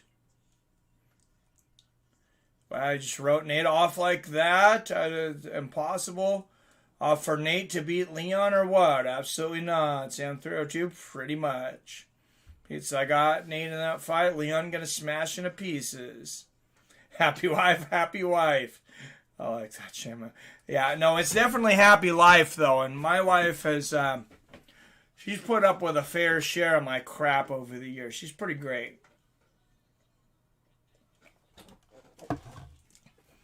And Higo with the back, landed knees. The buttocks area there. And I think Higo's definitely winning this round. Stands up. Oh. Gets the back. And he's got about 20 seconds to go for a chuck. Oh! And Todd Anderson having to yank Caldwell's hand out of the fence there. And, Paige. Oh, nice elbows from the bottom here from Higo. And Caldwell's going to end this with some pretty nice ground and pound. I would say, where was that earlier? But I got a 29-28 Darren Caldwell.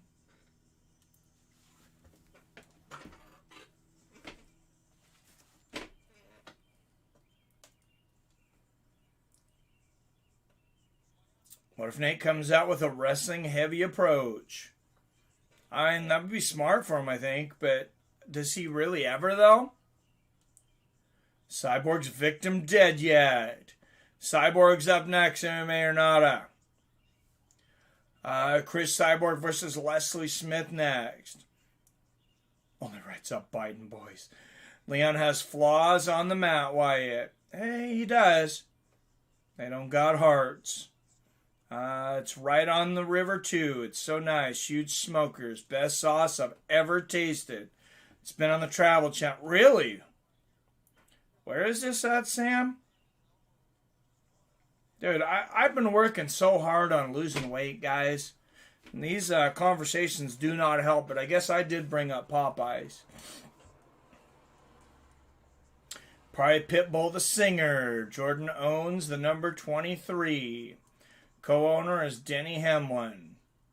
Of course, it's number 23. That's great. Jordan, it's amazing what that guy has done. You know, through basketball, not only is, in my mind, the greatest basketball player to ever play, but, you know, one of, if not the greatest businessmen outside of basketball. I mean, well, he's been a billionaire for a little bit now. And, you know, for most of his career, he really did not make a whole lot with the Bulls. He knew his money was mostly going to come in endorsements and things. He was the best player in the game at that time by far, making $4 or $5 million a year when other players were making 10, 11. But he knew it was very valuable to keep that team together, and now he's reaping the benefits. All right, first one has it for Caldwell. Second judge has it 29-28 for Higo. We got a split decision. 29-28, split decision. Leandro Higo. And an interesting decision here. Winner by split. I did think maybe that second round was close. But, like I said, I didn't watch a whole lot of the second round because I was heavily into the chat. But big win for Leandro Higo. After that fight, I can't say I want to see a third fight between them because I don't. But all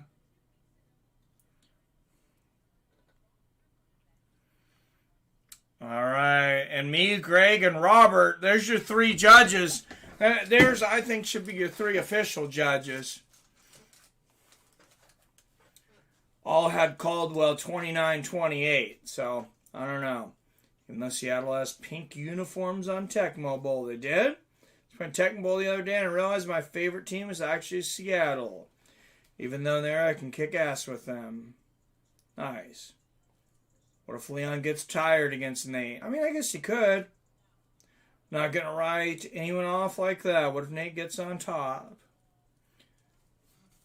Anything is possible, but I think Leon should be an 8-1 fave personally. Not even a remotely close fight to me. I would put Leon, somewhere around there, probably between plus 650 and 700. So yeah, your odds are pretty close to in line with how I would put that, Wyatt. Go look at his fight with Pettis for crying out loud. Diaz came out. The wrestling heavy approach before, you just haven't seen it. Or choose not to see. Hey, I'm a big Diaz fan, man. I love both the Diaz brothers. I don't understand how people keep underestimating Leon Edwards, though. Jordan is an amazing golfer. Yeah, I've heard he's very good. I mean, the dude's so competitive. It's like, he's not going to let you beat him at anything. And that's, obviously, I'm never going to say I had the drive like Michael Jordan because, I mean, I'm sure I didn't have 1%. But I used to be a sore loser like Jordan. That guy is like, I mean, that's the only kind of losing he knows. He's pissed if you beat him at something. And that was kind of me, especially in fighting, though. Mostly just in fighting. Like when in judo, especially in judo, it's like if I lost, it's like, man, I did not want to shake your hand. I did not want to talk to anybody. I would, find a dark corner of the building we were competing in or whatever. I would go outside and just isolate myself with whatever time I had before my next match.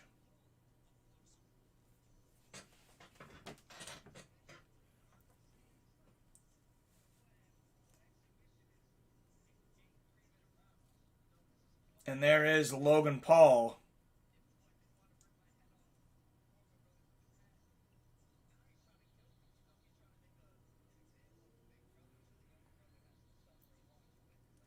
Says an 8-round fight, and I think he's probably right. I think that Mayweather is probably going to want to beat up on Logan so he can set up another big money fight with Jake. Mayweather's the master of this. And I think he'll probably carry Logan for a bit.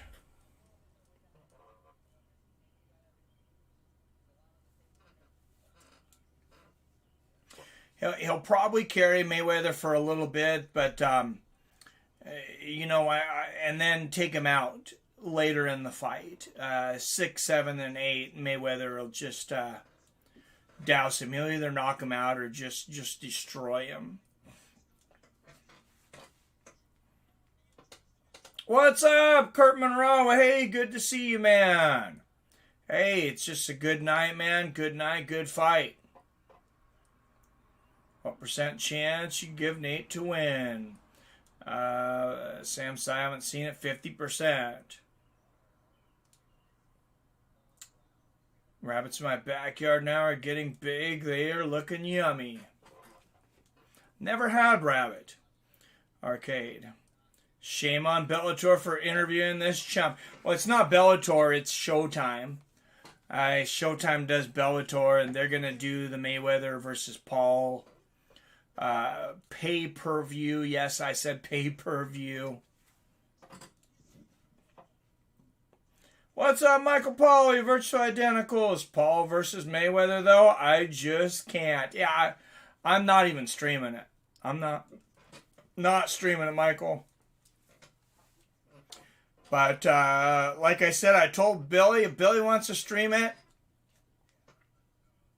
you got the key to the channel for the day, man. If you want it, you got it. Minus 100 cool points, Bellator, right? Indeed, Greg.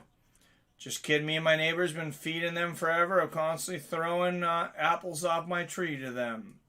We have a lot of rabbits out here, but my cat eats rabbits. And there's kind of some dumb rabbits around here, so she's gotten quite several of them pretty easily.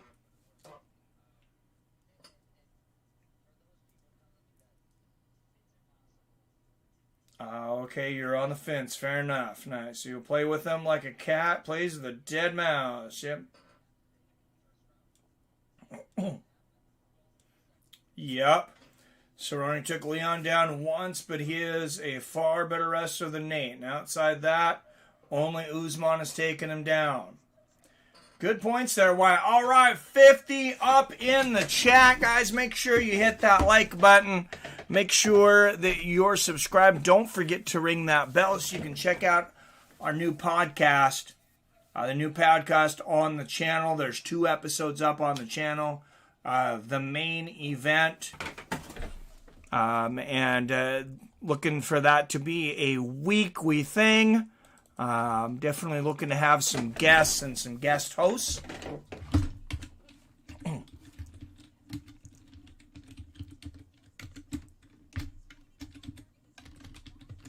All right, Cris Cyborg, Leslie Smith warming up there in the back. Cris Cyborg 23-2. Leslie Smith 12-8. And I got to tell you, I mean, I'll give you a little credit, guys, Ordinary Pete and Arcade Chaos, I guess, for coming out against the grain But you think Leslie Smith's going to beat Cris Cyborg? Hey, you're smoking more than weed, boys. Cris Cyborg is going to annihilate Leslie Smith.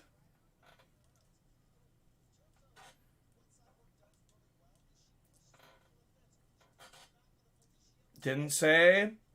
I wanted to see Logan Paul knocked him the F out cold. Spence and Pac-Man is fight. That's a good fight, yeah. Well, Showtime then. Somebody effed up, that's for sure, right?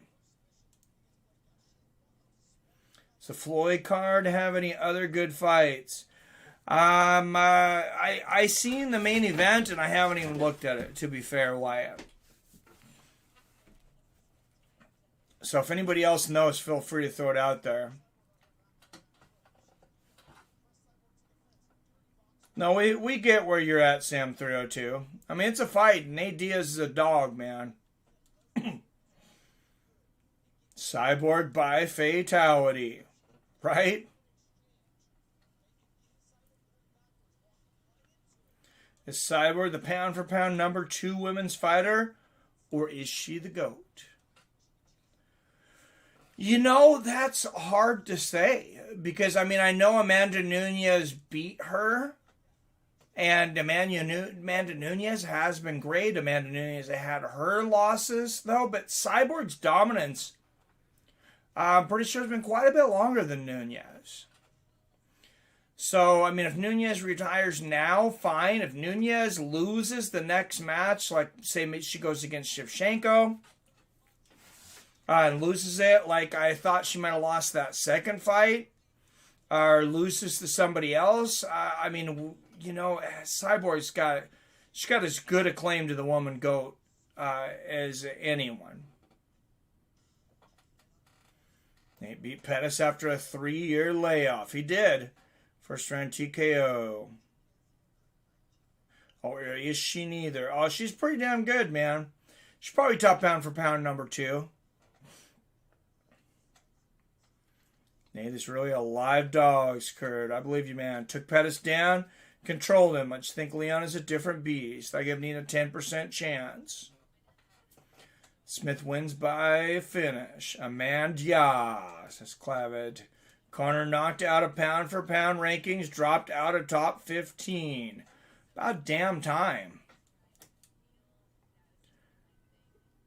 Way longer, 10 years longer. Yeah, it's been a real long time. So, I mean, I would say right now, you gotta, if you're talking all time, I think Cyborg's got to still be the GOAT. I mean, one match does not a GOAT make. I mean, I know Amanda's won more than one match, but I don't think Cris Cyborg would have lost to Miesha Tate.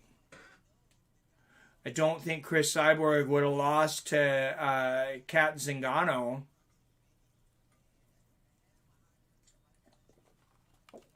No, did Tate? No, Tate beat Holm. Scratch that. I'm sorry, I was wrong there. But I don't think she would have lost to Zingano. I don't think she would have lost to some of the people that Nunes has lost to. Did we all watch the female fight on LFA 108? I didn't watch LFA 108 because they scheduled it at the same time as Bellator, man. They should move to Thursdays on weeks where Bellator's going on. Nate is like a chameleon. Weird shape, moving chameleon. It is plus 375. You guys want to make some money off him. I thought he was better than that. Now,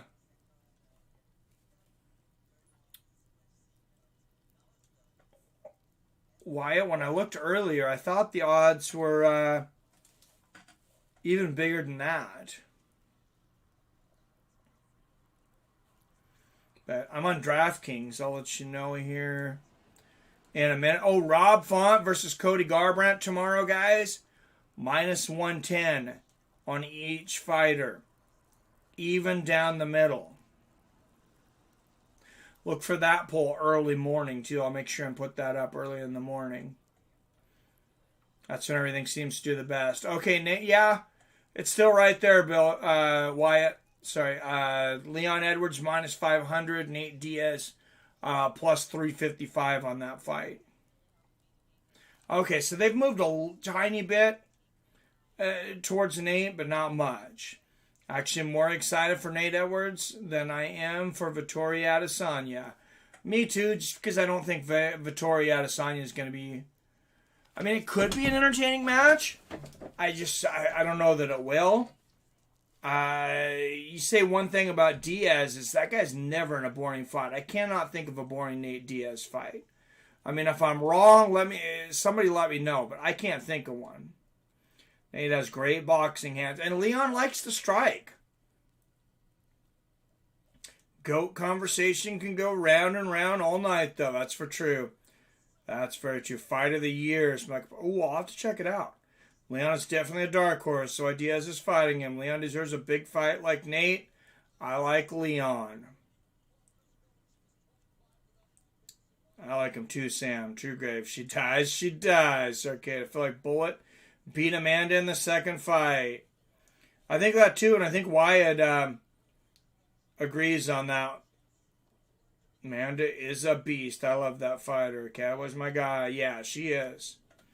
Hermansen gets jacked up by Edmund. Yeah, a couple of really good fights tomorrow, guys. Edmund Shibozian versus Jack Hermansen on the main card. And then the main event, Rob Font and Cody Garbrandt. I mean, me and Wyatt were talking earlier, and we were both saying it's hard to really pick a winner in that one. And then you look at the odds, and they're exactly even. So, not surprised.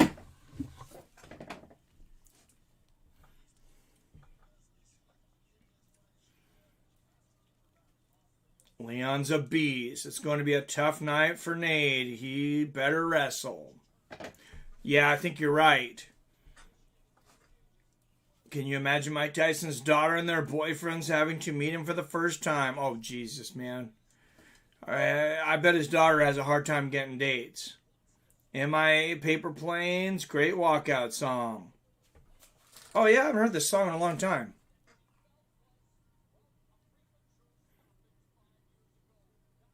Because actually a soft-spoken dude in person.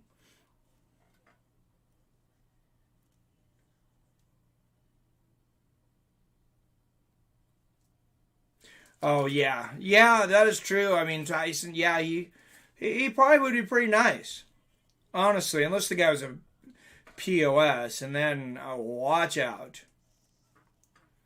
Who's fighting right now? Leslie Smith and Cris Cyborg.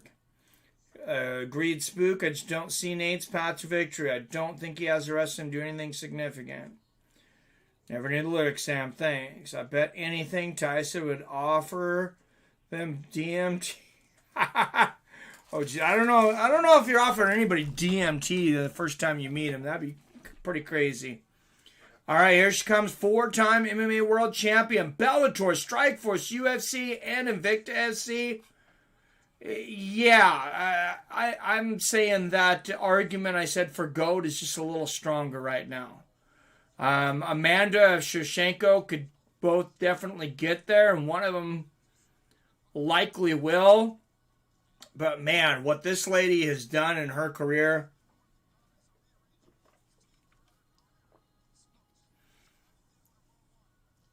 And I mean, remember, she was in the fight between to determine the baddest woman on the planet in 2009. That was 12 years ago. In Strikeforce against Gina Carano. I think Amanda's already passed Cyborg, but that's just me. I better not strike and stand. Those GOAT conversations it's tricky, man. I mean, I'm not going to say you're wrong. All right, guys, I will be right back in just a minute. I hope you don't miss anything, but I got to use the restroom real quick. Fighters are in the cage. Talk amongst yourselves.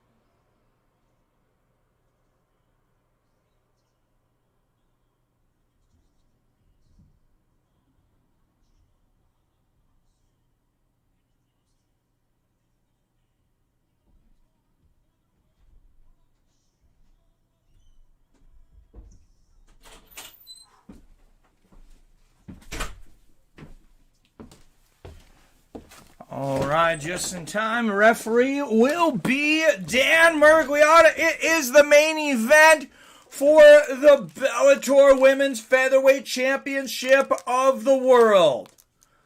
Leslie Smith versus the champion, Cris Cyborg. Let's get it on. Bellator has a really nice belt, actually, by the way. I mean, I don't know what it's made out of, but, I mean, it looks really nice.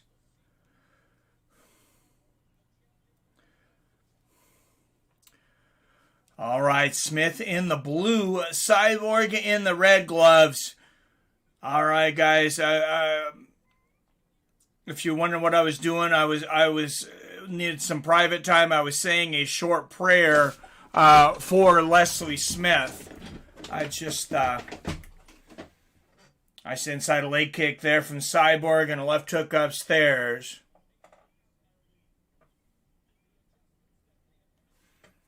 Oh, big shots there. Big knees from Cyborg. Yeah, I was going about, yeah, Marty let them hands go. Absolutely, Amanda surpassed Cyborg by a mile in my personal opinion. Oh, that's TDT on her back. Oh, big right hand for Cyborg. Smith trying to mix it up. She's brave. Bravery gets rewarded with battery.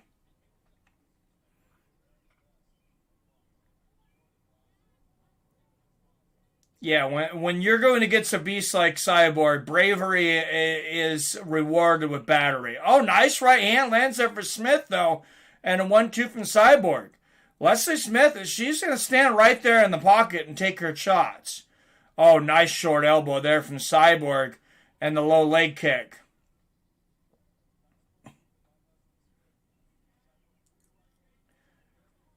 Leslie Smith, 38 years old. So, I mean, nice right hand to the body for Cyborg. So, I mean, nice body kick there for Smith. So, it's do or die. If she's going to become a world champion. Oh, nice body kick there from Cyborg. I thought for sure she was going to get the tie clinch there. Nice left hand there from Cyborg. And already Leslie Smith has lasted longer than she did the first time around. Oh, nice right hand there from Cris. The Cyborg get tired. Not really. Let's see if Cyborg is tired.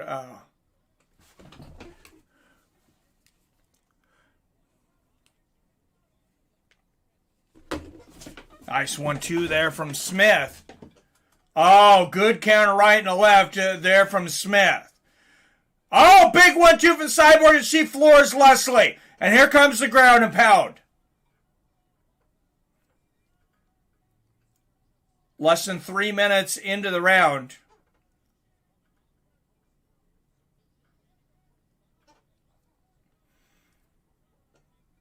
And Leslie Smith rolling on the ground here.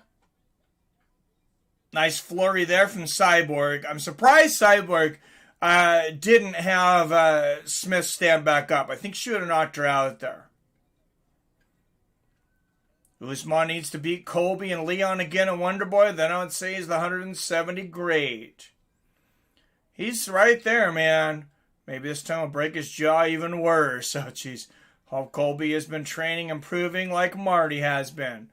Marty from Nebraska is looking damn scary these days. Nice elbow to the body.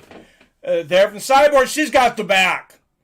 Oh, and Smith stands up, though. This could be the beginning of the end here. Oh, and there's Smith. Smith blocks the knee from coming in there, but she's got both hands up. There's the knee to the body, and a suplex, belly to back suplex from Cris Cyborg. Oh, and now vicious ground and pound. The hammer fist and the knee. Back to the center of the cage. Cris Cyborg is in the zone.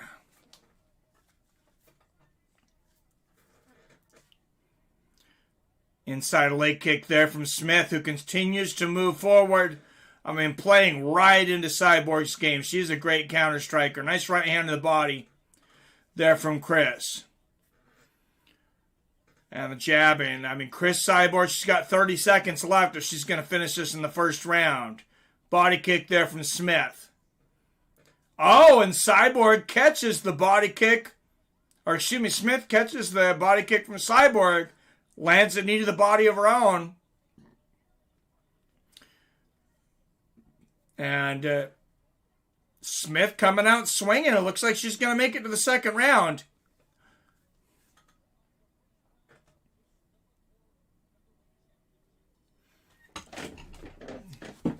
Well, that's probably more than a lot of, that's probably further than a lot of people thought Leslie Smith would make it. I wasn't sure she would make it to the second round either. But Leslie Smith, she's game. Usman is a complete fighter now. Usman is scary, man. What's up, John? Wow, throws that woman. That belly-to-back suplex was beautiful. Better late than never. She got rad. I can't even spell throw. That was so awesome. Cyborg with the angle slam there. Yep. American wrestlers. Yeah, that was fun. Yeah, that was beautiful. That took me back to the old WWE days when it was worth watching.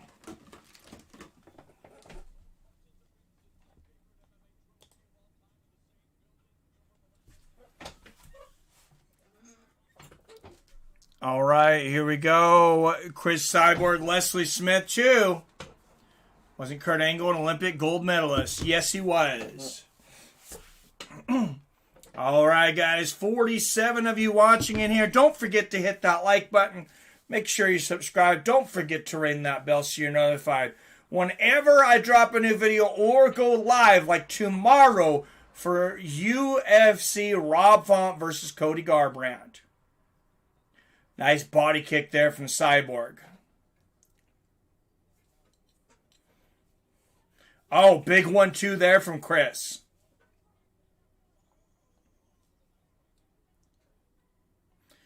And a good calf kick there from Leslie Smith. I mean, she is game. She's like the little engine that could. Good jab there from Cyborg.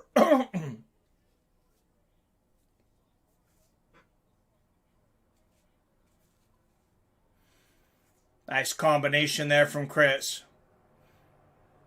And she's trying to cut off the cage now. Good defense there from Smith. Blocked most of that right hand. Leslie Smith is not fighting a bad fight at all. She's just fighting a legend.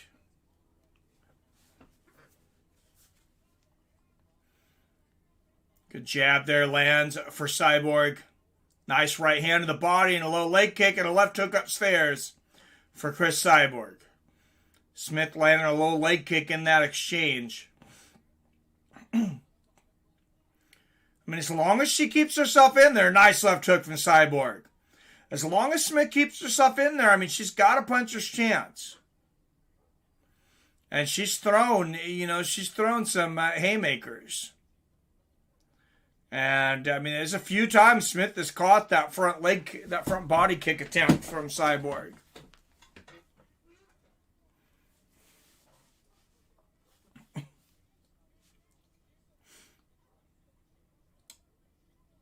Nice body kick there from Smith, but Cyborg rewards her with a straight right and a right hook.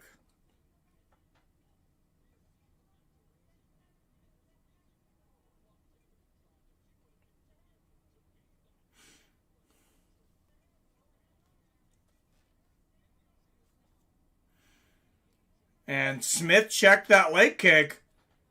Good job there. A jab and right hook there from Smith. Leslie Smith having her best moments of the match there.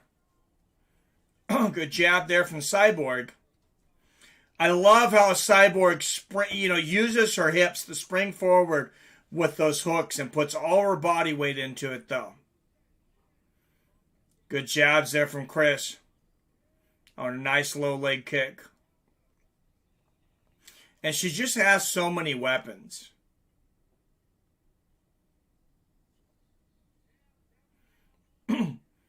Inside leg kick there lands for Smith, but a stiff jab landing for Cyborg.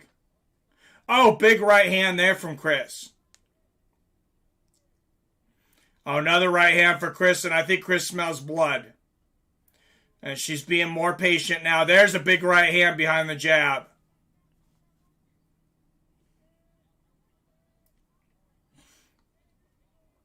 Low leg kick there from Cyborg. And Leslie Smith has the great Gilbert Melendez in her corner, but he can't fight for her. Nice low leg kick there from Cyborg. Oh, good body kick from Cris.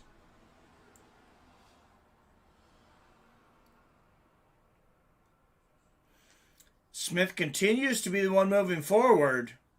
Oh, big inside leg kick there from Cris. Smith throws a combination there, though. Touch Cyborg a little bit there. Oh, good exchange. Cyborg getting the better of that, though. Landing a right hand and a body kick. And Cris Cyborg getting the takedown there. Good jab there from Cris. Nice body kick. Big right hand there from Cyborg. Oh, Superman punch lands for Cyborg and the knee to the body. Leslie Smith is a tough, tough lady. Head kick there from Cyborg and a left hook. And Cyborg with another dominant round. Leslie Smith hanging out. She's gonna hang out and see what happens.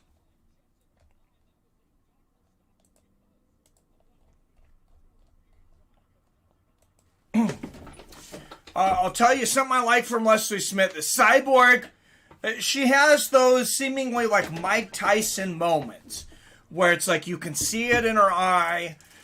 She exudes a certain type of aggression. Kind of like I feel like Mike Tyson, where like you can feel the energy. And she's coming in. She's swarming. And Leslie Smith is not getting caught up in those moments. She may not win this fight, but that says a lot about a fighter. And I watched a Pat Barry montage the other day and forgot how good Pat was. The leg kick before they were popular, dude. Pat Barry, Czech Congo, one of my favorite fights of all time. I mean, if you watch that fight and you don't like that fight, I don't even know who you are.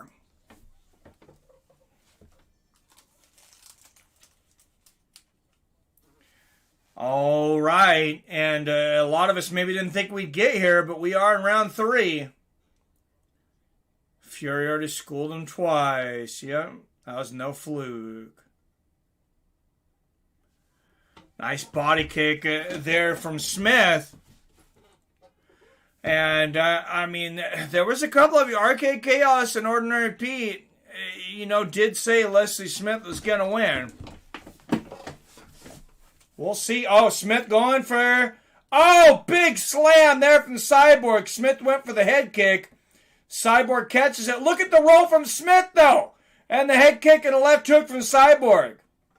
And we've got a scrap here in the 3rd round. Leslie Smith came to the party. She came to the party and she didn't come empty-handed. Nice left hand there from Cyborg. Everybody thought she was coming in with apple juice, and surprise, motherfucker, she spiked the punch. Oh, nice body kick there from Smith. Nice right hand over the top from Cyborg. Oh, good exchange there. Oh, good right and a left hand there from Cyborg. Leslie Smith catches the body kick. Not able to take Cyborg down there, but an entertaining moment nonetheless. Nice combination there from Smith. Cyborg catches her body kick.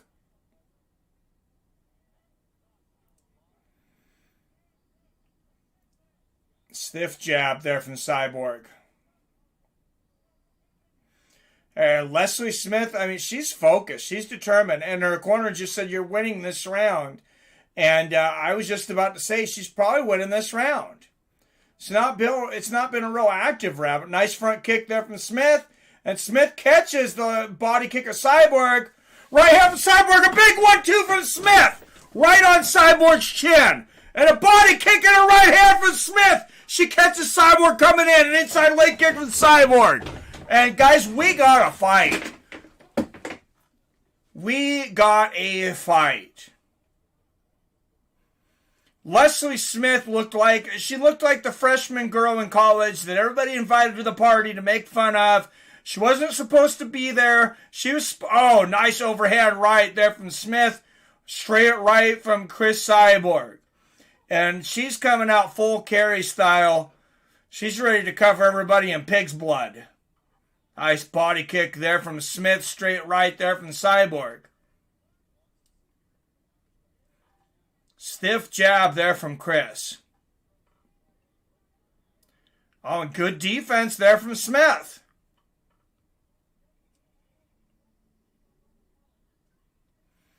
Body kick there from Smith. And she blocked most of that. I think part of that right hand got through. And Michael Pauly was asking, says, will Cris Cyborg get tired? Well, I mean, we might be about to see that. Nice little leg kick there from Smith. I mean, you get that big adrenaline dump when you get those moments. Like I said, when you're swarming and you have that killer instinct. And nice inside leg kick from Cyborg. But then you know, you don't get that finish. And you have that letdown. Nice little leg kick for Cyborg and a left hand. And, big right hand to the body there from Cyborg. Smith picked up the movement after that right hand to the body. Good jab there from Cyborg and a 1-2. And good jab at Cyborg. Nice knee there from Cyborg. Good jab inside leg kick combination from Cyborg. And Cris is now taking over this slot. Right hand from Cyborg. Floors Smith. And she's going to take the back. Nice right hand. Smith popped back up again for a moment.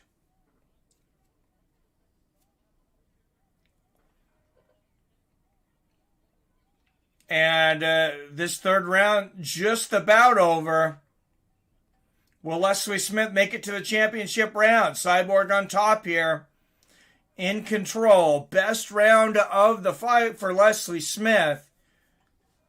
She still did not win. I still gave the fight to Cyborg.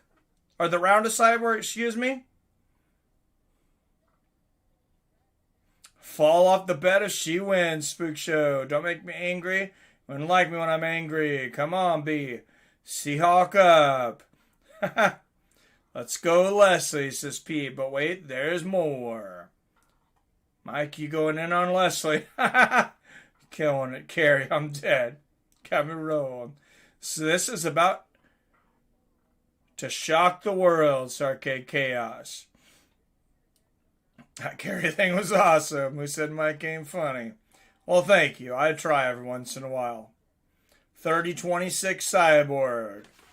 I agree with you, Robert. It's either, 30-26 or 30-27. She probably got a 10. Yeah, I'd give her a 10-8 for the first round. That's fair.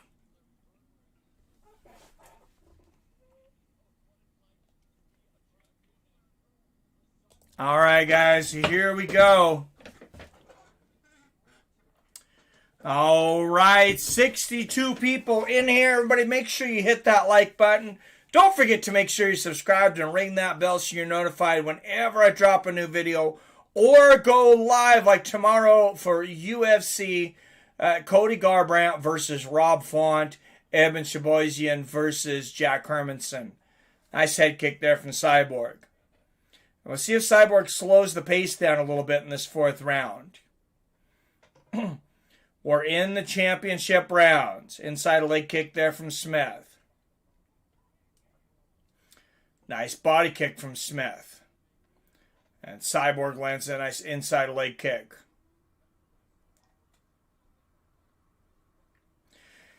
Yeah, if Smith, I mean, it's a big if, but if she was able to pull something off, and she's done a lot better than most of us thought she would.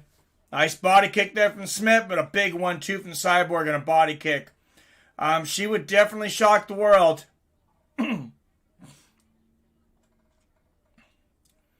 Nice right hand there from Cyborg.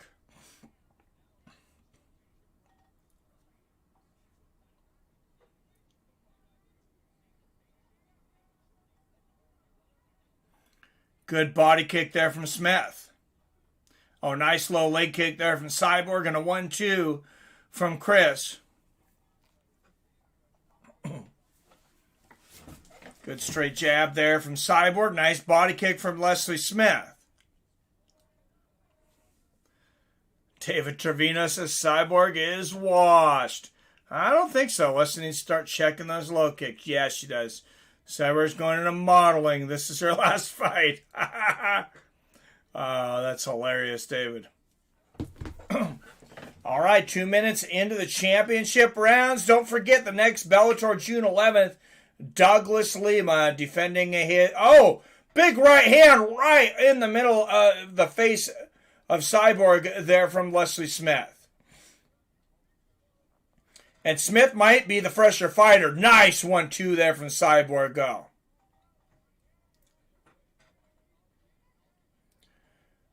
And Cyborg blocks that kick. Nice low leg kick from Cyborg. Will Cris Cyborg continue her dominant run, or will Leslie Smith shock the world? Oh, big 1-2 in the middle of the face there from Cyborg. And a stiff jab. Oh, both women land there. Good right hand lands for Smith, but a big right hook from Cyborg.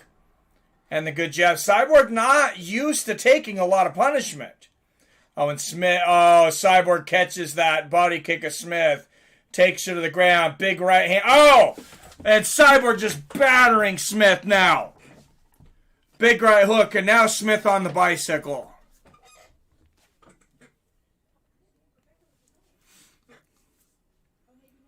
Good jab there from Cyborg. No matter what happens, Leslie Smith's stock definitely goes up tonight. Good combination, the body kick and the straight right behind it for Cyborg. I mean, her striking is so fluid. Good jab there from Smith. Oh, both women land there. Smith found the mark with that counter right hand. Now Cyborg cutting the cage off, though, and Smith's able to bicycle out.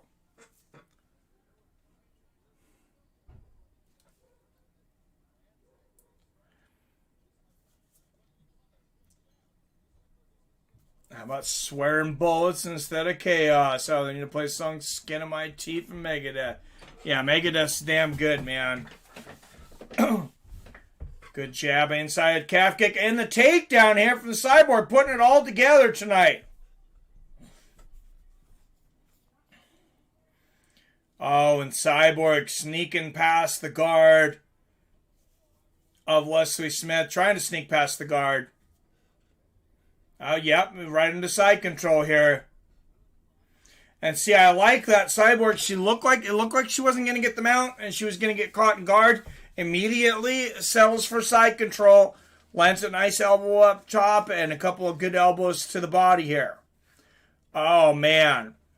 There were 4 or 5 big elbows, 6 to the body. That could definitely break a rib. And a couple of big shots from the top there from Cyborg. If Cyborg's going to finish Smith, I think she needs to go to the body in this 5th round.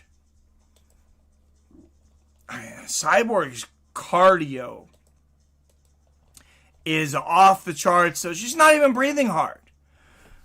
She's put out so much production tonight.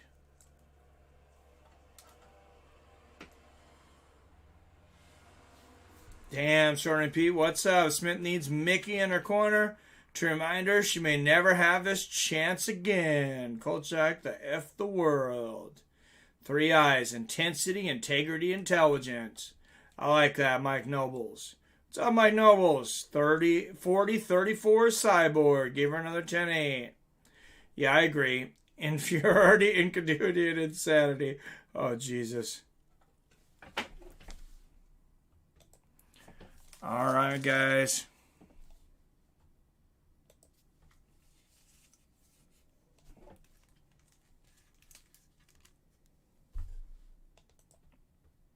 Here we go. 5th and final round.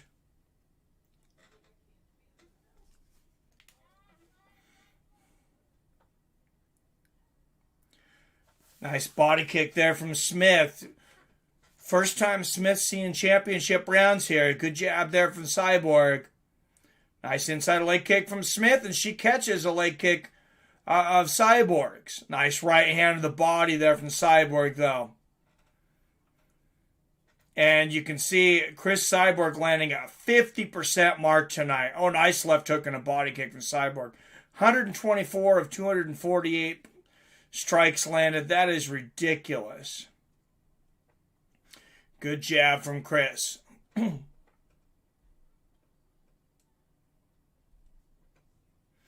Cris Cyborg paying her respects to Larry Bird tonight.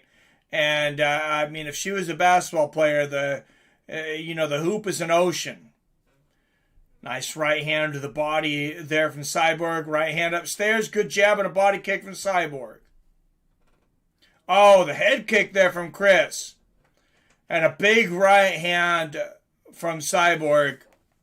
2 stiff jabs, right hand, and the takedown. Can we get some Kansas judges in the house? Give Smith the split. Oh, I love it, Wyatt. Shax's going in the 5th round. I can't believe it. I can't either. Cyborg with KO.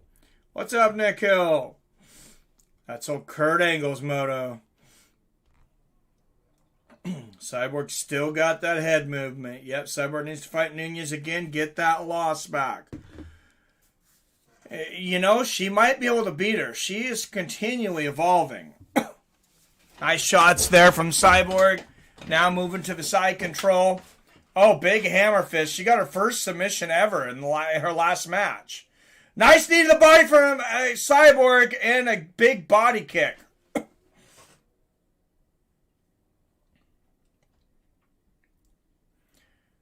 Good jab there from Cyborg. Oh, and the inside leg kick. I can't remember who it was. Somebody was saying in the chat that their wife came in. Nice one, too, from Cyborg. Oh, great exchange there. Right hook from Cyborg. And said whenever they hear a commentator saying somebody is tough, that they're getting their ass handed to them. Well, Leslie Smith is definitely getting her ass handed to her. But she was not expected to make it this far.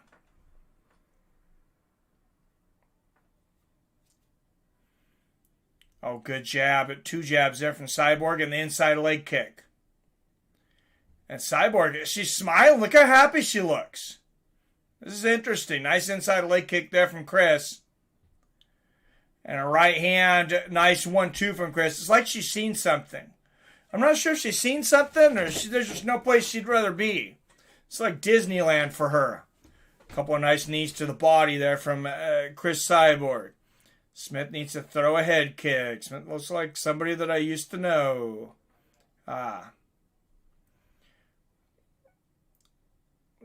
Man, she threw a punch with a kick right behind it. Cyborg looks bright. She's fast, man. Oh, you know she is now. I mean, Bellator don't test, right? Oh, yeah, she's the cardio is a bit suspicious.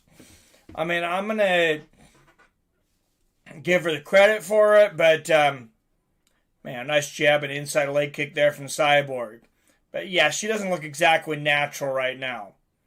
Nice combination there from Cyborg.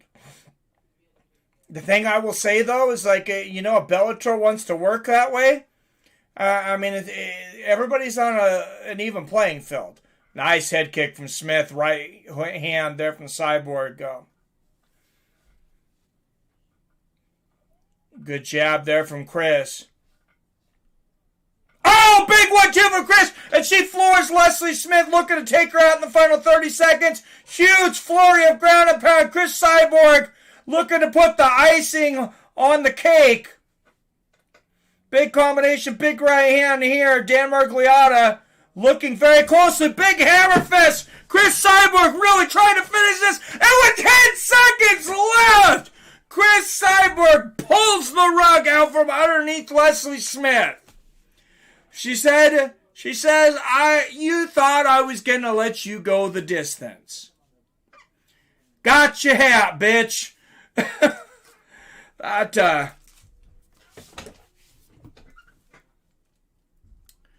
Cris Cyborg takes that belt back with an incredible performance. She's thinking of Bill. She's probably about to puke. Shoulda, woulda, coulda. Nobody's beating a man. Dude, I cannot say that Amanda Nunes would have done the same thing to Cris Cyborg tonight.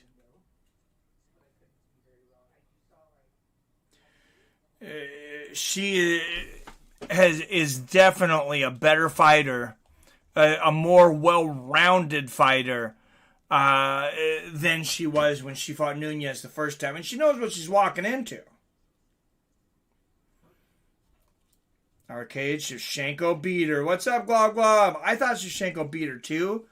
But, I mean, even if she lost that fight, I mean, fighters lose fight. That was a war against one of the greatest of all time, Valentina Shevchenko. Ruthless Cyborg smash. I don't care what those judges gave Amanda. She lost that fight. Wow, and Smith was going for a 75-8 decision. Right? I have to see that slam now, Spook Show. Yeah, it was pretty great, man. There's good fighters and there's great fighters. And there's a big, huge difference between the two of them. Yeah, you were definitely right, Arcade Chaos. And, Cris Cyborg, she cemented herself tonight, but not even talking about women's MMA. Is Cris Cyborg the greatest fighter to ever fight in Bellator? Is Cris Cyborg the greatest fighter to ever fight in Bellator? Whether she's the woman GOAT or not, I think that's a valid question.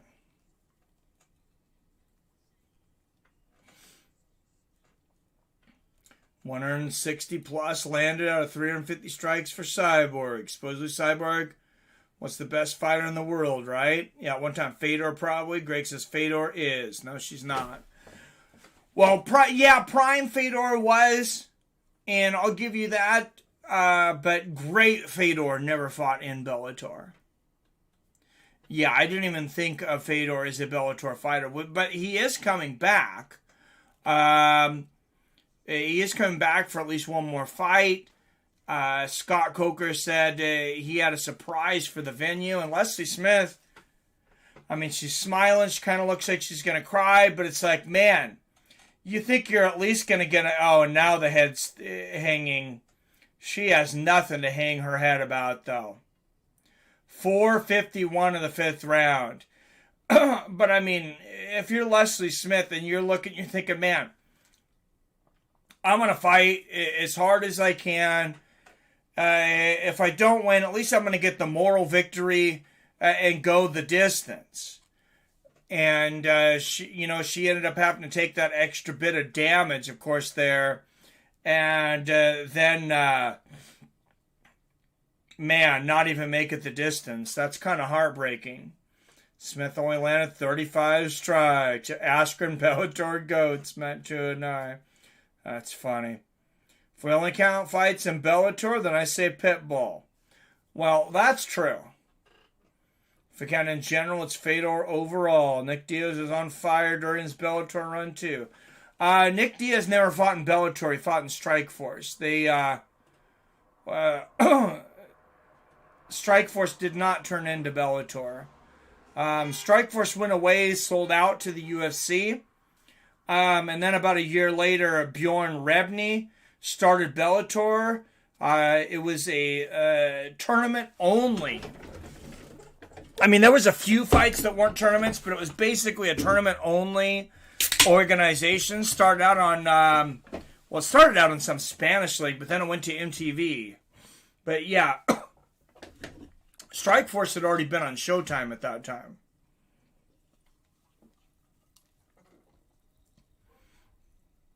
Strikeforce, rather, Coker's promotion. Oh, I got you, Greg. Yeah, good night, fellas. My knee is killing me. Oh, got TP specialist on Monday. Hope your knee feels better, man. Have a good night, Robert. Elite XC was a badass promotion. Yeah, it didn't last very long. Elite XC was fun, though. CBS, Showtime. I believe it was still the only MMA on CBS ever. I believe. All right, guys. Tomorrow we are going to have a UFC Cody Garbrandt versus Rob Font. Real quick, let's take a look at what that card is going to look like. I'm only doing the main card tomorrow. Unless they've added any fights to this prelims, it's just not... there's just not much on the prelims for me to get excited about. Pound my last beer for Fights of Friends family. Well, thank you, Robert.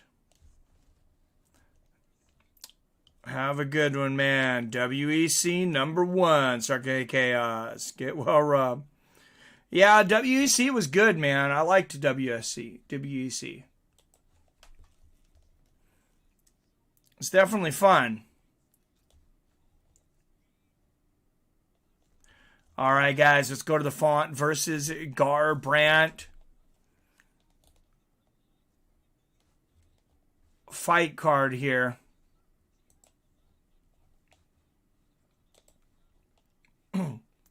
Oh, I lied about the prelims. I might have to come in the last match. Because unless they change something, damn it, they got me. Damn you, Dana.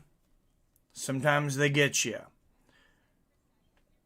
All right, y'all, time for Betty Bye. 7 p.m. Pacific start time. No, actually, main card starts at 4 tomorrow. I'm glad you asked. Prelim starts at 1 Pacific. Main card starts at 4. I'm ready to start the stream. You'll know by tomorrow's 3:15. Damn, Yancy Medeiros is fighting tomorrow too against Damir Hadzavec. That's a good fight. I promised my wife I was going to do some stuff with her tomorrow though, so I'm not going to start super early. Court McGee, he's an interesting guy versus Claudio Silva, but this is the only prelim fight I'm really interested in. It's always fun to watch Big Ben Rothwell versus Chris Barnett. Be good, I think, to see Ben get back on the winning track. Jack Hermansen versus Ed Shibozian, kicking off the main card. That's a great fight. Felicia Spencer taking on Norma Dumont-Viana. Heavyweight Justin Taffa. Sloppy fighter, but he's fun to watch versus Jared Vanderay. Carlos Esparza returns against number 3 ranked Jan Zignan in the co-main. And then the main event, number 4 and number 3 bantamweights lock it up. Former champion Cody Garbrandt takes on the fast rising and elite boxing of Rob Font. That's got to be an exciting match. For those of you, that are always saying, hey, I'm tired of seeing this wrestling. I just want to see these guys bang. Let me bang, bro. Those guys are going to bang tomorrow. Cody Garbrandt and Rob Font. That's going to be a banger's ball. See y'all tomorrow. See ya, Michael Pauly. Damn, working till 6. Oh, I'm sorry, I'm back to 9. Well, he should make the main event. The last couple fights. What a way to go out for WEC in their final show. but with the Showtime kick. Yeah, that was a great fight to go out on. I'll tell you that. No promotions ever went out on a better fight. All right, guys. Thanks for joining me. Hey, I can't wait to see you all tomorrow for UFC Cody Garbrandt versus Rob Font. As always, I love you. I respect you. And I'll see your fine asses next time.